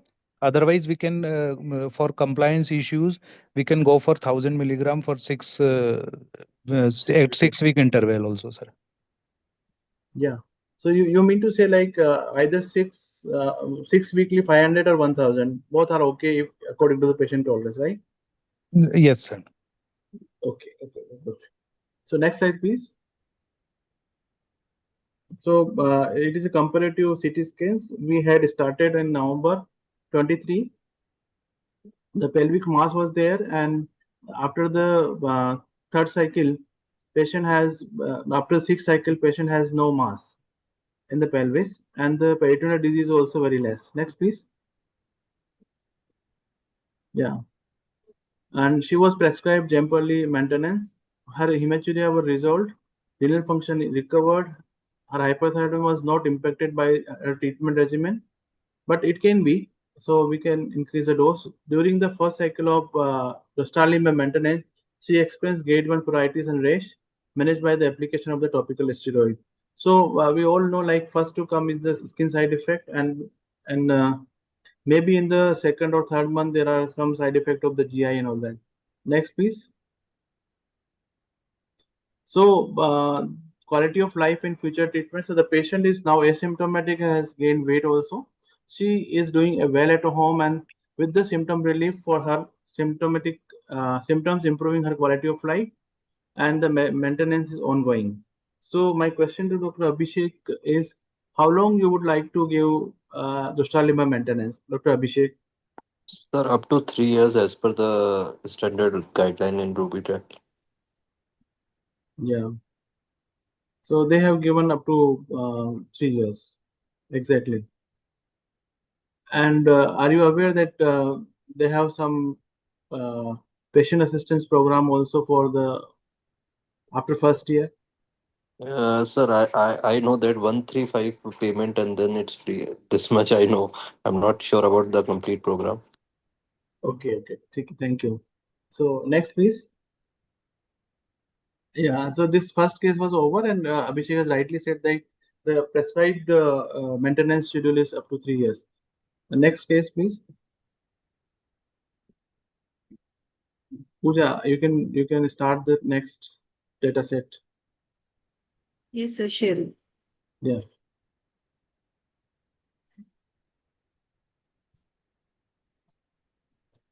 So case studies, this new patient has 72-year-old lady with a recurrent endometrial cancer. Next slide. And this is again the GSK sponsor session and role in this selection of the speaker, topic, and the content. GSK has the role. Next. So again, the patient has a married lady, and she is the married, and 3 children she has. Patient has a episode of atrial fibrillation, mild cyclical thrombocytopenia, and current medication she was on warfarin for atrial fibrillation, PPI, and the propafenone hydrochloride. Next, please. So, she was diagnosed in July 2023 with the undifferentiated uterine adenocarcinoma, and it was grade 3. It was invading 1 mm into the myometrium. It was FIGO disease stage 2C, and the MLH1 was negative, DDMMR, and ECOG PS 0. Quite fit lady. Next. So prior to her diagnosis, the patient was experiencing the premenopausal bleeding, postmenopausal bleeding, sorry. Next. So it was diagnosed in July, DMMR status confirmed, and additional findings were the LVSA negative, P53 wild type, ERPR was negative, ARID A1A loss, and Ki67 was 100%, which is very rare in the endometrial cancer. So the surgery was done, and then patient had a recurrence in September 2023 with the multiple peritoneal mets and confirmed by the PET scan. So at the presentation, at the recurrence, she had abdominal pain in the left iliac fossa, and a palpable firm mass was confirmed at the clinical examination. Next slide. Yeah, so for workup following relapse is recurrent uterine adenocarcinoma, which was undifferentiated and presented with the peritoneal implants, grade 3, stage 4 disease, and the bulkiest deposit was 8.5 centimeter. We will have the slides also, the radiographic slides. PS was 1 because of the pen abdomen. So next, please. Yeah, so patient was on treatment with the warfarin, pantoprazole, and the propafenone. Carbopecli was given for 6 cycles and Jemperli for 5 cycles, followed by the maintenance therapy. Next, please. So see that first scan was showing the peritoneal implant. At the presentation, patient has a bulky mass. Next. After the complete treatment, patient had the complete regression of the peritoneal implant, and there was more than 50% regression of the bulky peritoneal mass. So I would like to ask Dr. Anu, what you will consider for MLH negative patient tumor? It is DMMR or it is promoter methylation, which is indicating some syndromic presentation, or how would you take it? So if it is not hypermethylation, if there is no hypermethylation, then we should think of doing germline testing for the Lynch syndrome. Right. Otherwise, we need to treat it as a sporadic. We don't need to screen other people. But yes, if it is negative, then we should think of Lynch. Okay. So would you surprise, like in the stage 2C, patient was recovered very fast after just Yes. finishing complete treatment with the within few months she had relapsed in the endometrial cancer. So what Right. would be the possible reason in your mind? Very short DFS. Anything which is doing with the some genetics or something with the some markers or some biomarkers. So we will surprise like this kind of the patient relapse with the even after giving immunotherapy. Mm-hmm. It's quite surprising. Okay. So HER2 was checked or not? HER2 was not checked, but she was ERPR negative. Okay. Mm-hmm.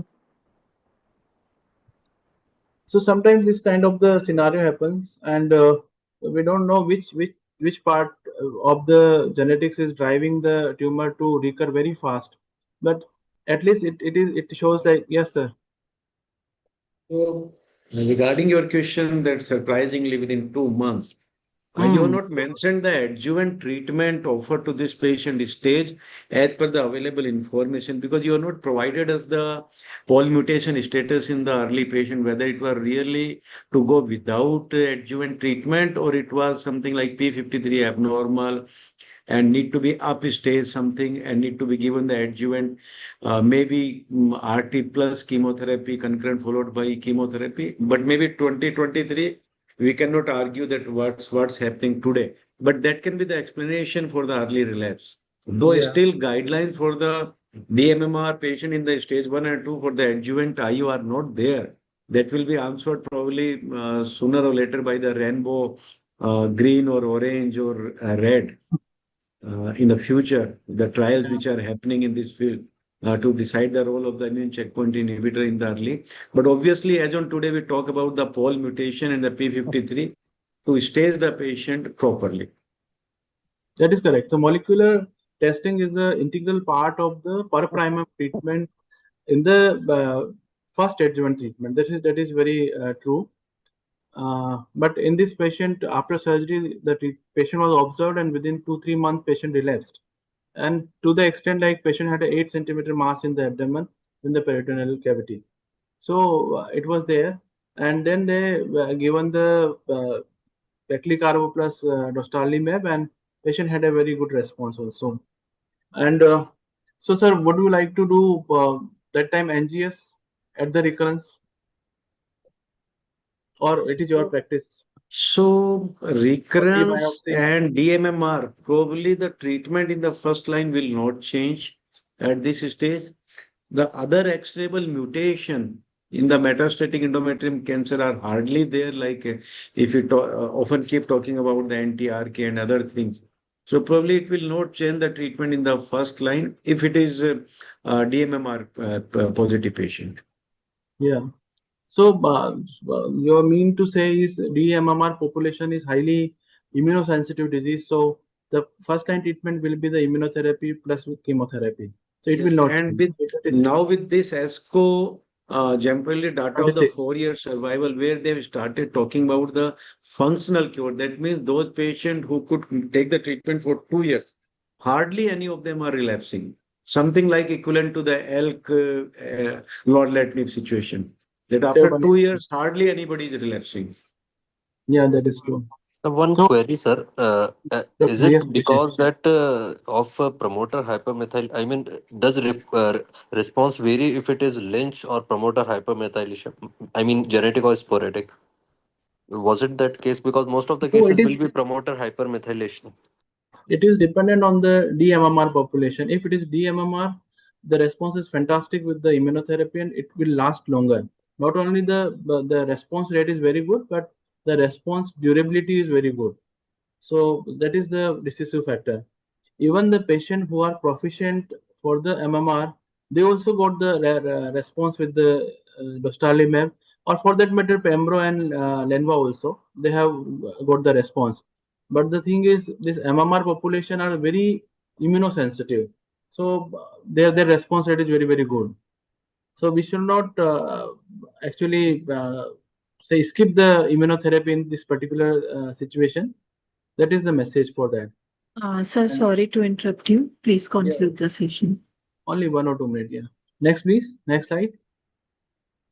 So patient, although the patient was concerned about the chemotherapy toxicity and asked if Jemperli could be given as a single agent because she was 72 at the presentation, but she finally received the full course of Jemperli plus carbopacli and tolerated it very well. Eventually, severe chemotherapy induced thrombocytopenia was concerned due to the medical history significant for the cyclical thrombocytopenia, and no thrombocytopenia for any grade occurred. Alopecia she had because of the paclitaxel and the peripheral neuropathy also. And the patient reported the symptom of neuropathy was lasted for 3-4 days after each chemotherapy. Luckily, she had no residual peripheral neuropathy and no treatment delay was required and no ongoing AEs were happened. Next, please. So overall, the patient had a good response, clinical improvement, and the disease-wide radiologically it was partial response with the Jemperli treatment. Oh, sorry. So the patient is leading an active life, no decline for any of the health-related quality of life parameters. Now patient is living with the PS 0. We started with 2, then it was 1 and it was 0 now. Jemperli monotherapy as a maintenance treatment is ongoing and patient is responding very well. Next, please. Who's the next? So it was the last slide. So thank you very much for all panelists and Somani sir for active participation. And we always learn with Dr. Somani and his futuristic ideas and the critical question which he asked, and I love that questions to answer. And sometimes I don't know the answer, so I'll go and read the answers also. Thank you very much. Thank you, Dr. Devesh, for having us here. Thank you, Dr. Lalit, Dr. Anu, Dr. Abhishek, and Dr. Deepak Agrawal. Thank you and Thank good you, night. sir. Thank you, sir. Good night, sir. So thank you, Dr. Asim, for this wonderful panel discussion. And I think Somani sir is also part of this discussion. So Yes. thank you, Dr. Abhishek. Thank you, Dr. Anu, and thank you, Dr. Dr. Lalit. Dr. Somani always make the any discussion is very palatable, Yeah. like a salad dressing. Yeah. So it is healthy also, it is tasty also. Yeah. Thank you. So thank you. So for the next topic, I think I invite Dr. Somani sir for decide whether the adjuvant treatment is required. So the clearer roadmap for risk stratification using this PROMIS molecular classification to guide whether patients should receive adjuvant chemotherapy, radiotherapy, or targeted treatment combination. So over to Somani sir. Thank you, Dr. Deves. Can I share my slide at my end? Yeah. Yes, sir. Finding it difficult. Am I able to share it? Sir, we can share if you want. I tried to share, I don't know. Is it visible now? Yes, sir. Yes, sir. Sir, Thanks, bas make it thanks, full thanks. screen. Hanji. Yeah. So thanks, Dr. Deves, once again. And I really enjoyed the discussion with the expert like Asim Samar and Dr. Lalit and Deepak and Dr. Anu and others. And I thought that my talk could have been the first one for the adjuvant treatment and subsequently the metastasis setting, but ultimately Deves' choice. So I have been assigned about the clearer roadmap for the adjuvant therapy in the endometrial cancer. And after being assigned this topic, I try to understand it, that what's new in this field is coming, what's its important, and how it's wonderfully changing the adjuvant treatment, upstaging, downstaging, escalation, and de-escalation. So grade and stage used to be our understanding so far for the endometrium cancer, like lymphovascular stromal invasion and the myometrial infiltration, like the extra cytology positive, this and that, especially for the localized disease. But soon we realize that this may not be correct to the tune of the 50% of the patient, leading to the certain patient away from the treatment, as Dr. Asim has presented in his previous case, that within 2 months patient relapse, versus those patients who are obviously getting the unnecessary or the over treatment. So the Cancer Genomic Atlas was the idea which tried to understand it, and they did it. But the problem with TCGA was that it used the whole genome sequencing. This was obviously very time consuming, laborious, slow, expensive, and it was not so easily available. So then this was restudied with the help of the PROMIS, which was a simpler schema. Idea was to validate it and to confirm whether the same result of the TCGA can be produced with the help of the simple markers ISC and the algorithm based. And then when they compared the PROMIS with the TCGA, the 4 groups which were divided, probably about which everyone knows, they saw that they are the mirror imaging of each other. The outcome of the various groups, the overall survival is same in the early stage of the disease. So what the NCCN presently is saying, the sequencing in the early stages, that you do the pol sequencing. If it is the pol mutated, it will always be labeled as the pol mutated, irrespective of the dMMR or the P53.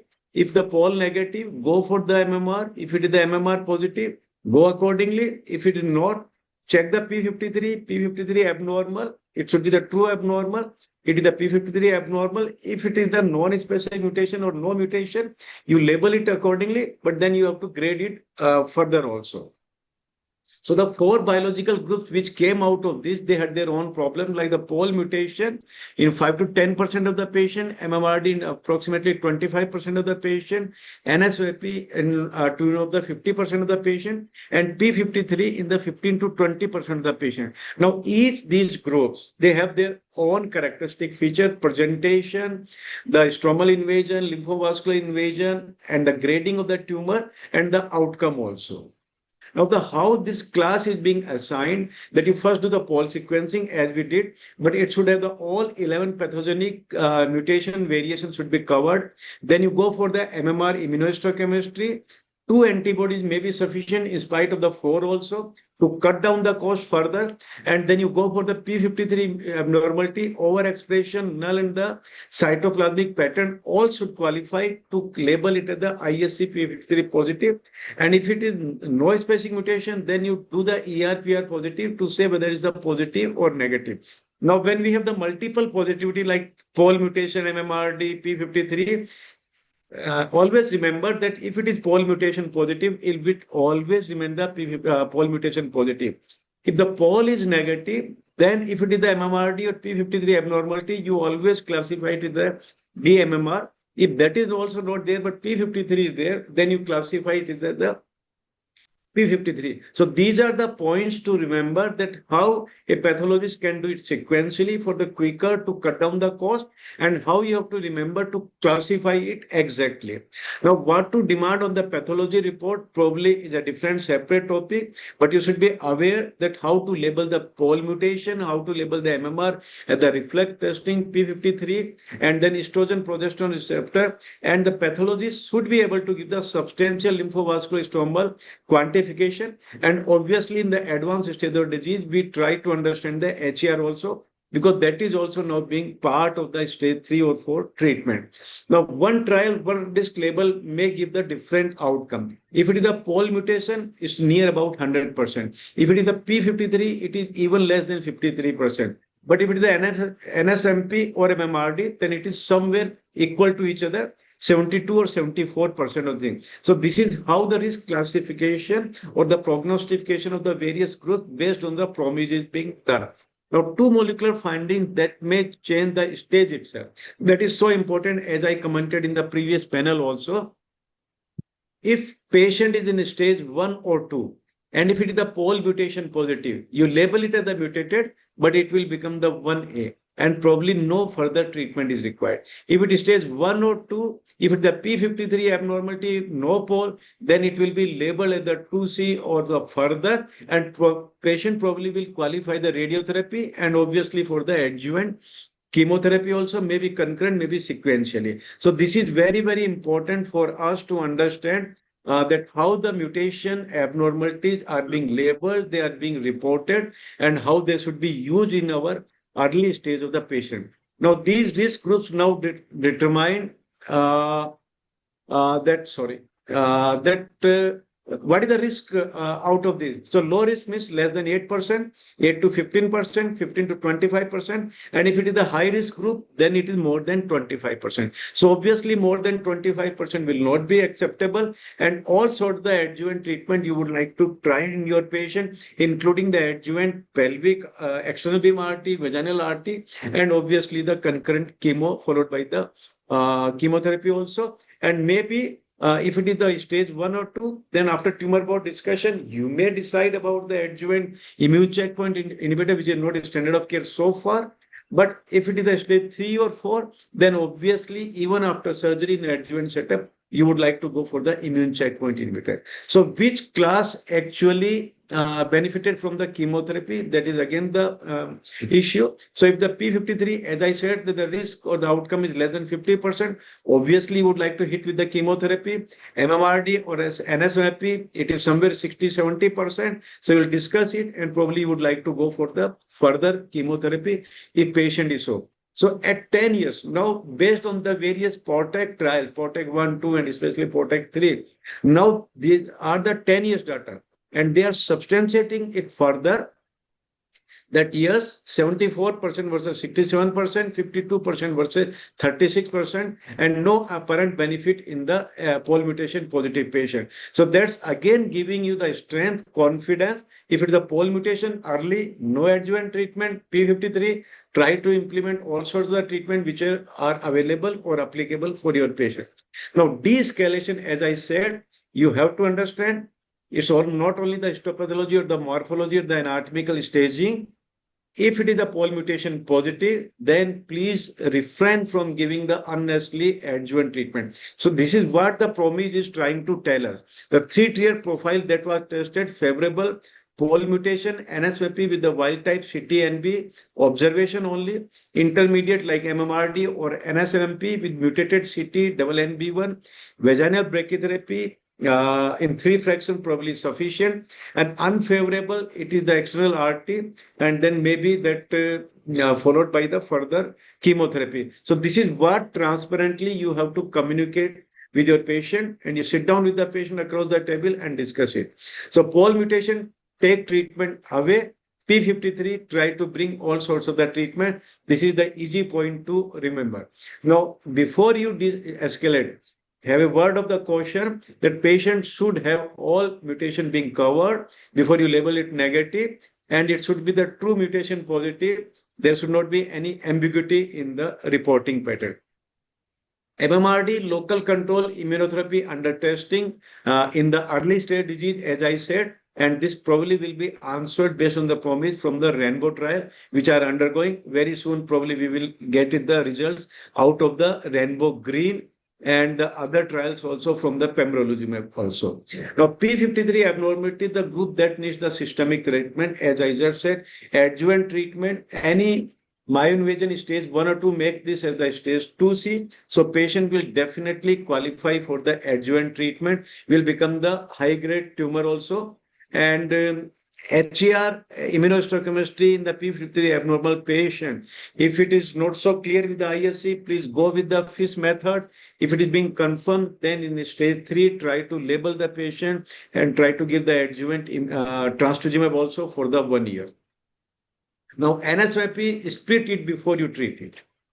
NSVP, split it before you treat it based on the ERPR positivity. If ERPR positive, it's a low grade. If ER is negative, then it's the high grade, high risk, and you accordingly try to label the patient and treat the patient. So if I have to say the roadmap on the 1 page, Pol mutation, early stage, no adjuvant treatment, stage 2 or substantial lymphovascular invasion, no adjuvant treatment, and MMRD, observation, if it's the stage 2, probably the pelvic RT, NSMP, mutated, observation, 1B brachy-RT, only your observation.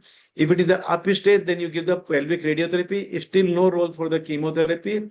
If it is high grade or ER negative, then in the early, advanced stage like stage 2, you try to incorporate the chemoradiotherapy. If it is the P53, irrespective of the stage of the disease, you try to give the adjuvant treatment. But if it is the 1A, and no invasion, then probably still it is uncertain with the P53, and probably the observation can be a valid option for this. Now, this, whatever the recommendations presently, they are based on the PORTEC 3 data.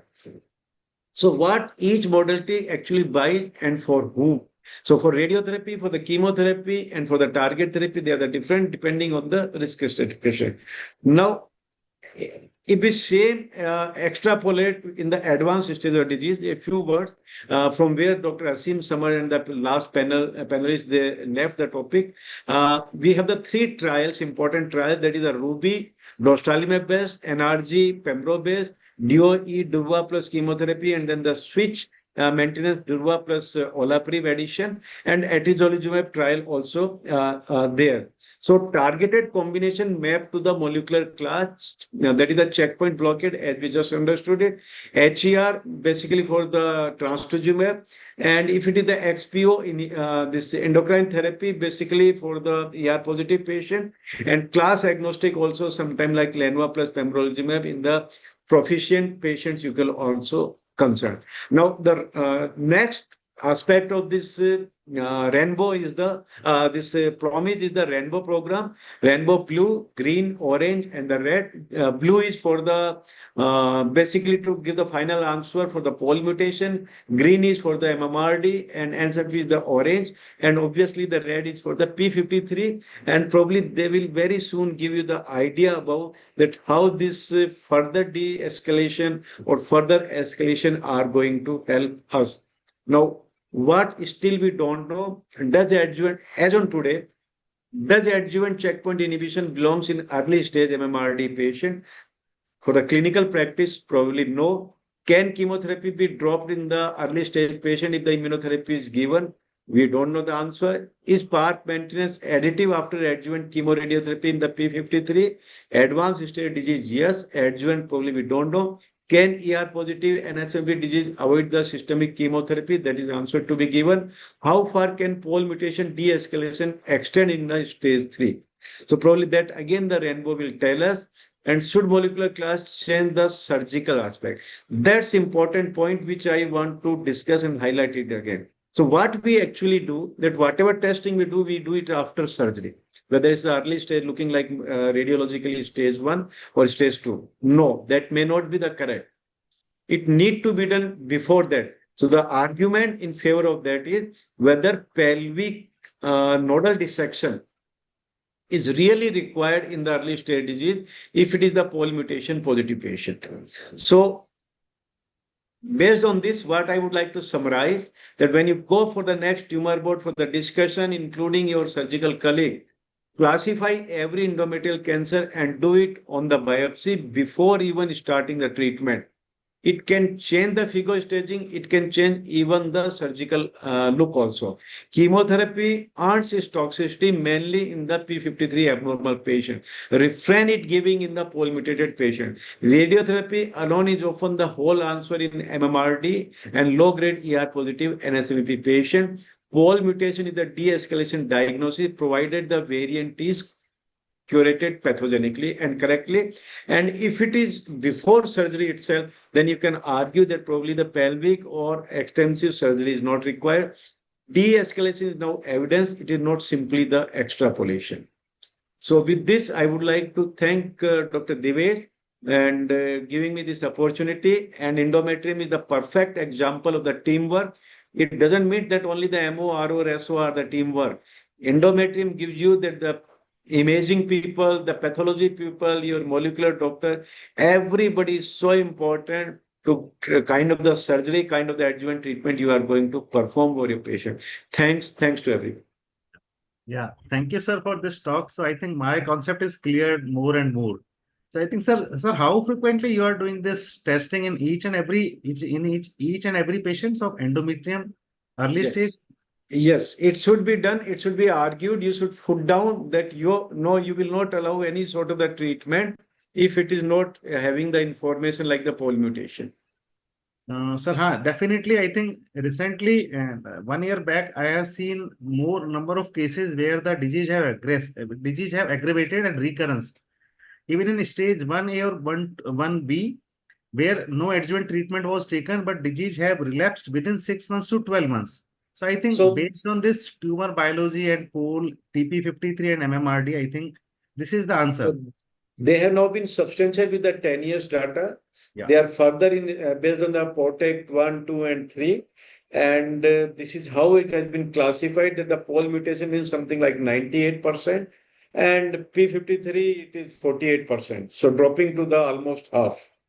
So this is the answer to your question or observation that how the stage 1, because that is stage 1 or 2 is based on the morphologically and the routine histopathology.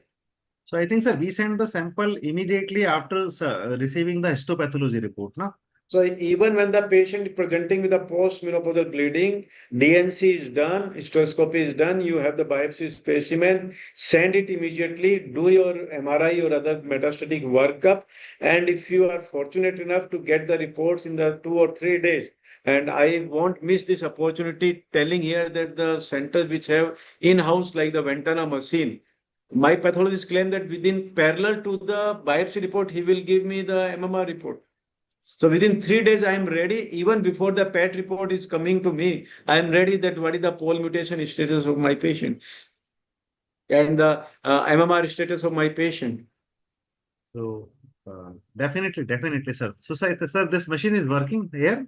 It's working. It's working. Yeah. It's very much working. So I think, And sir, PDL1, MMR, everything is available in 48 hours. okay. So thank you, And sir. it's almost automatic machine. Yeah. So thank you, sir, for enlightening us and for guiding us for this topic. And moving on the last topic of this night. So I think the first line maintenance strategy, how much is too much? So over to Dr. Lalit Sharma from the Manipal Hospital, Jaipur. I hope my screen is visible. Yeah, your screen. Put on the slide mode. Yeah, so at the outset, let me thank Dr. Devesh Goyal for giving us all this opportunity to sharpen our skills and arranging for yet another academic feast for all of us. So there is a slight change in the topic which we are going to discuss. The last moment directions to me are to present the role of PARP inhibitors in the advanced ovarian carcinoma. So we have seen a sea of change in the management of ovarian carcinoma over the last 2 decades. There was a time when we used to rely just on platinum compounds. Then came a time wherein platinum doublets along with taxanes was used. Then we tried whether adding of a third agent such as anthracyclines, gemcitabine or topotecan could help. Then came the concepts of maintenance, and bevacizumab was introduced in the last decade as a maintenance strategy. Over a period of time, targeted therapies such as PARP inhibitors came into the picture. Then PARP inhibitors were considered as maintenance agents, and now we have immunotherapeutic agents at our disposal in various combinations in this particular disorder. So PARP inhibitors basically they kind of tap the HRR deficiency in the ovarian carcinomas to our advantage, and the concept is known as synthetic lethality, because the normal cells or the cells which are HRR proficient have the ability to repair the DNA single-stranded breaks and to kind of repair these particular cells and avoid the apoptosis. Whereas in the cells which are HRR deficient, this ability to repair the double-stranded breaks is not there, and this leads to non-functioning BRCA protein, and this relies on the error-prone pathways leading to DNA damage, accumulation, and cell death. So this was used as a synthetic lethality as a tool to induce apoptosis in these malignant cells. But the prima facie requirement for this is that the cells should be HRR deficient, that is the homologous recombinant deficiency has to be there. Now, this is not a single factor. This is basically a phenotype, and this is expressed in the form of various mutations, be it the most common being BRCA mutations, either BRCA mutation 1 or BRCA mutation 2. There are other ways it can manifest in the form of CDK12 mutations or a plethora of other mutations such as, and it could be due to MMR mutations also. So we need to identify these particular patients because this is a predictor of response and of prognostic value also. Now, how to detect the HRD? To detect the HRD, either we can look for the cause of the HRD, which is either mutations in the gene panels, the most common being BRCA mutation. If we are running a limited panel, at least BRCA needs to be assessed. And if we have no resource constraints, we can go for HRR gene panels, which looks at the wider variety of gene defects which can lead to HRD status.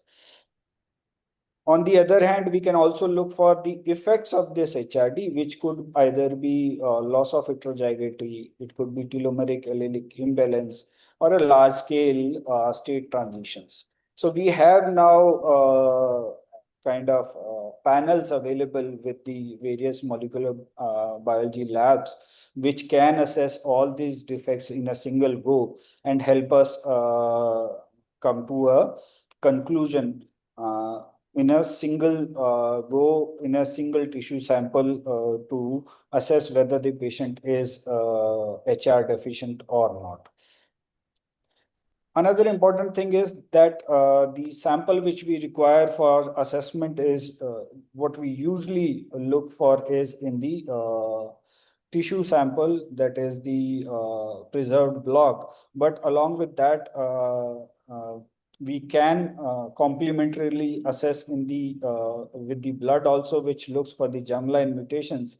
And if we look at the various forms in which this scenario can present, these are complementary to each other, and they help us identify an additional number of patients which might not be assessed by one particular sample, be it the tissue sample or be it the blood sample. And almost around every other patient, almost around 50% of the patients usually turn out to be HRD deficient. So in these particular scenarios, the PARP inhibitors have now established efficacy across various trials. The various PARP inhibitors available have been studied in various scenarios, be it the assessment of olaparib in SOLO-1, where it showed a median PFS of 56 months versus a 13.8 month in the observer arm, and with a very impressive hazard ratio of 0.33. PRIMA was the study which studied niraparib in this particular setting. Here also the PFS was 22 months versus 10.9 months with a pretty impressive hazard ratio of 0.40.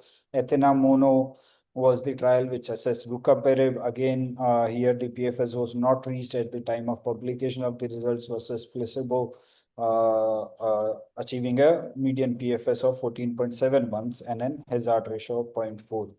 And then we had this trial, PAOLA-1.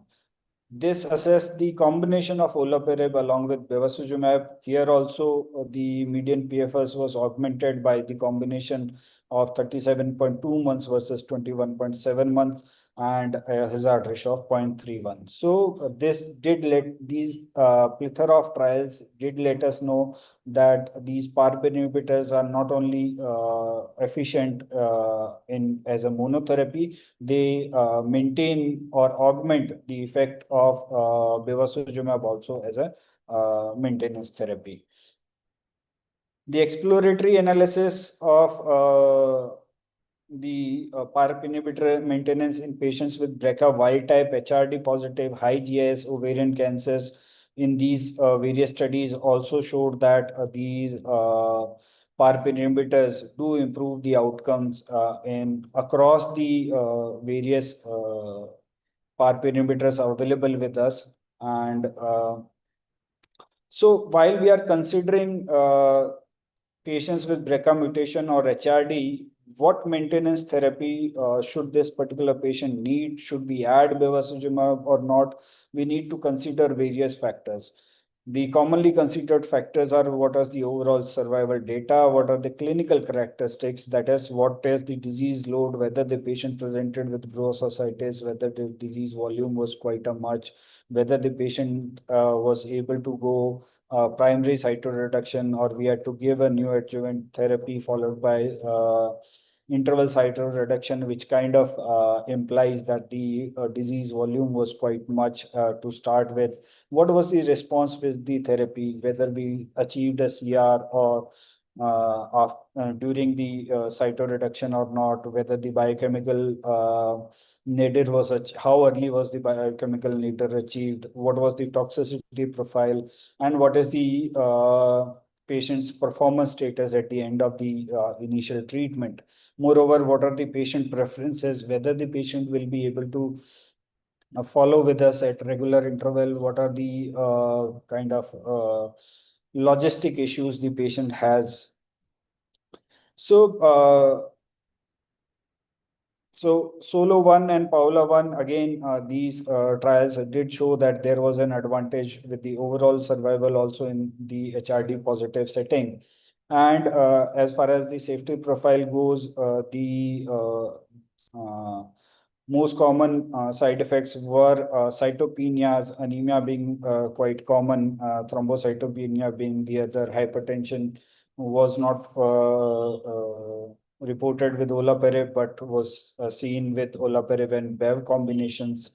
Probably the side effect mainly being attributed to bevacizumab in this particular setting. Now there are other ongoing trials which are trying to assess PARP inhibitors in various other settings, such as a phase 3 trial by the name of MONO-OLA1 is currently undergoing, which is assessing this particular drug in the BRCA wild type advanced ovarian carcinoma as a maintenance strategy.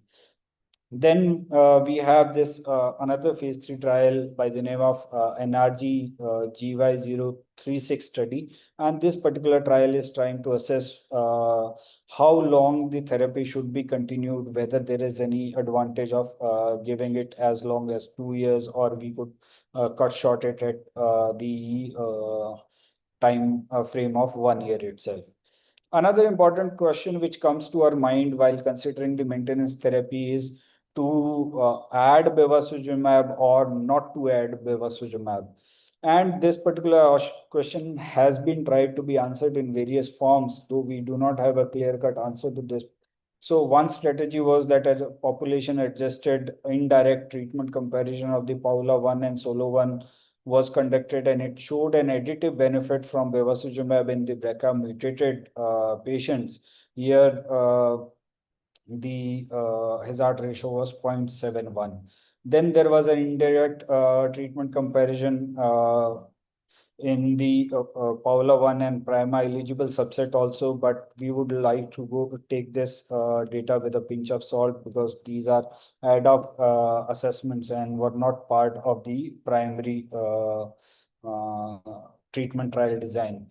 Now, another strategy which we are nowadays assessing to consider whether bevacizumab addition helps or not is to assess the patient after the first 3 cycles, whether we were able to achieve the remission or not, whether the CA125 level did fell or not, and what was the BRCA status. If at cycle 4 there is a poor response, we would like to add bevacizumab and add PARP inhibitor if HRD is positive in the maintenance strategy. But if the patient is a good responder, and then probably PARP inhibition alone might be a good strategy to consider in the adjuvant setting, and we might do away with bevacizumab. Now, then there are other ongoing trials which allow a direct comparison of first-line PARP inhibitors with or without bevacizumab. Nirvana 1 is such one trial which is assessing niraparib plus minus bevacizumab as maintenance after complete cytoreduction. AGOVAR 28 is another which is assessing niraparib versus niraparib plus bevacizumab as a maintenance after platinum plus bevacizumab. And MITRE 25 is another trial which is assessing chemotherapy plus bevacizumab followed by rucaparib maintenance plus minus bevacizumab or bevacizumab alone. By the time we get results of these trials, probably will be far more wiser, and we will be able to personalize the therapy, individualize the therapy based on the data available with these trials. So the complexity of the personalization of the therapy in the advanced ovarian carcinoma is because of many factors. First is the patient's related factor. What is the age of the patient? What is the performance status? Whether the patient has comorbidity, especially hypertension, bleeding disorders. or any history of intracranial bleeds or something, what are the expectations and what are the desires and own vision of the life, and the caregivers availability and support, and in a third world country like us, what is the logistic status of the patient. When it comes to the tumor, we would like to assess the histology, what is the BRCA and HRD status, whether the genomics have been run or not, first thing, and what kind of genomics did it turn out to be, and the mechanism of resistance to platinum and or PARP inhibitors if known to us. Then if we consider the prior therapies the patient has already received, we would like to see what was the response to therapy, CA-125 kinetic of elimination, that is the KELM score, the bevacizumab, and only bevacizumab was given, or the bevacizumab PARP inhibitor was given. What was the safety and profile of the drugs, and what is the access and reimbursement to the patient. Once we have considered all these factors, then only can we come to a conclusion that what should be the ideal maintenance strategy for a given individual patients. So the take-home message is that the maintenance therapy with PARP inhibitors in the front line has changed the natural history of the patients with high-grade ovarian carcinoma and genomic instability, high tumors. The BRCA and HRD status is mandatory for patient treatment selection until and unless the logistics or the resources are a constraint. Therapeutic management of the ovarian cancer in multiple settings has shifted dramatically, with the first-line overall survival from SOLO-1 and PAOLA-1 raising the hope of a potential cure also. The role of bevacizumab added to PARP inhibitor in patients with genomic instability tumors is still a matter of debate, and the clinical characteristics may not play a major role. The optimal response to chemotherapy may favor a PARP inhibitor monotherapy, and the KELM score can help detect patients with the greater benefits from bevacizumab, but randomized clinical trials are eagerly awaited in this particular space. New biomarkers beyond BRCA and GIS, such as circulating tumor DNA, are needed to identify patients that will progress on or shortly after PARP inhibitors. Taken together, current evidence highlights the importance of introducing PARP inhibitors as early as possible for eligible patients. Thank you. Thank you for the patient hearing. I would like to hand over the proceedings to the organizers here onwards.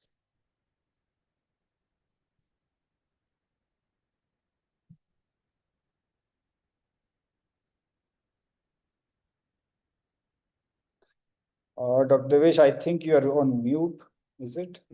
So this approach of initially starting with the germline BRCA mutation as well as the HRD testing, I think how frequently you are doing? Germline we are not doing across the board, and even the somatic we are not able to do for all the patients. Yeah. Though the number of patients which are being assessed for the HRD status gradually is increasing in our practice. So I think nowadays, I think initially we are on the 5%. Now I think in my data, 30 to 40% of patients we are doing. So I think number of days wearing, and I think our confidence is also increasing. So nowadays we are doing this strategy. So we can identify which patient are suitable for maintenance PARP inhibitor as well as.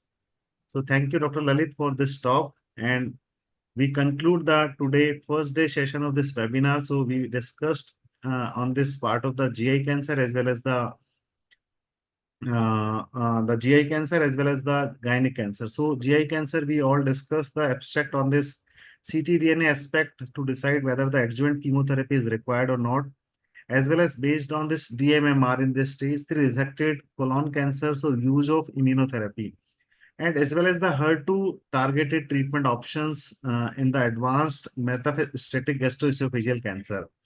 Following this, we discussed the role of serpilumab in this advanced gastric perioperative the gastric cancer. So we can approach as well as the neoadjuvant as well as the adjuvant. Following this, the use of this avelumab maintenance after using of this platinum-based chemotherapy as per the Javelin JB100 data. So we discussed following this, we discussed the dostarlimab. So the use of this immune checkpoint inhibitors in the advanced metastatic the endometrial cancer. Following this, the talk of how to use the escalation as well as de-escalation strategy and how can identify the pole mutated and TP53 in early stage endometrial cancer. So we can escalate as well as the de-escalate treatment strategies. And following this by the Dr. Lalit Sharma talk on the topic of this PARP inhibitor strategy. So how can we choose the germline as well as the HRD testing apparently, so we can decide the maintenance treatment strategy of the bevacizumab as well as the olaparib based treatment. So thank you all the speakers as well as panelists and moderator for this participation in this event. And thank you all pharma company for sponsoring this event as well as the pharma sponsored session. And thank you the Horizon as well as the Cancer Research Statistics Foundation and SMBK Foundation for giving this the platform to for this webinar, organizing this webinar. So thank you all, and thank you all my friends, colleagues, as well as seniors and respected seniors and sirs. So thank you all and good night. And that tomorrow we will discuss on the lung as well as the breast cancer on the day 2 part. Thank you. Thank you all. Thank you, sir. Yeah, thank you.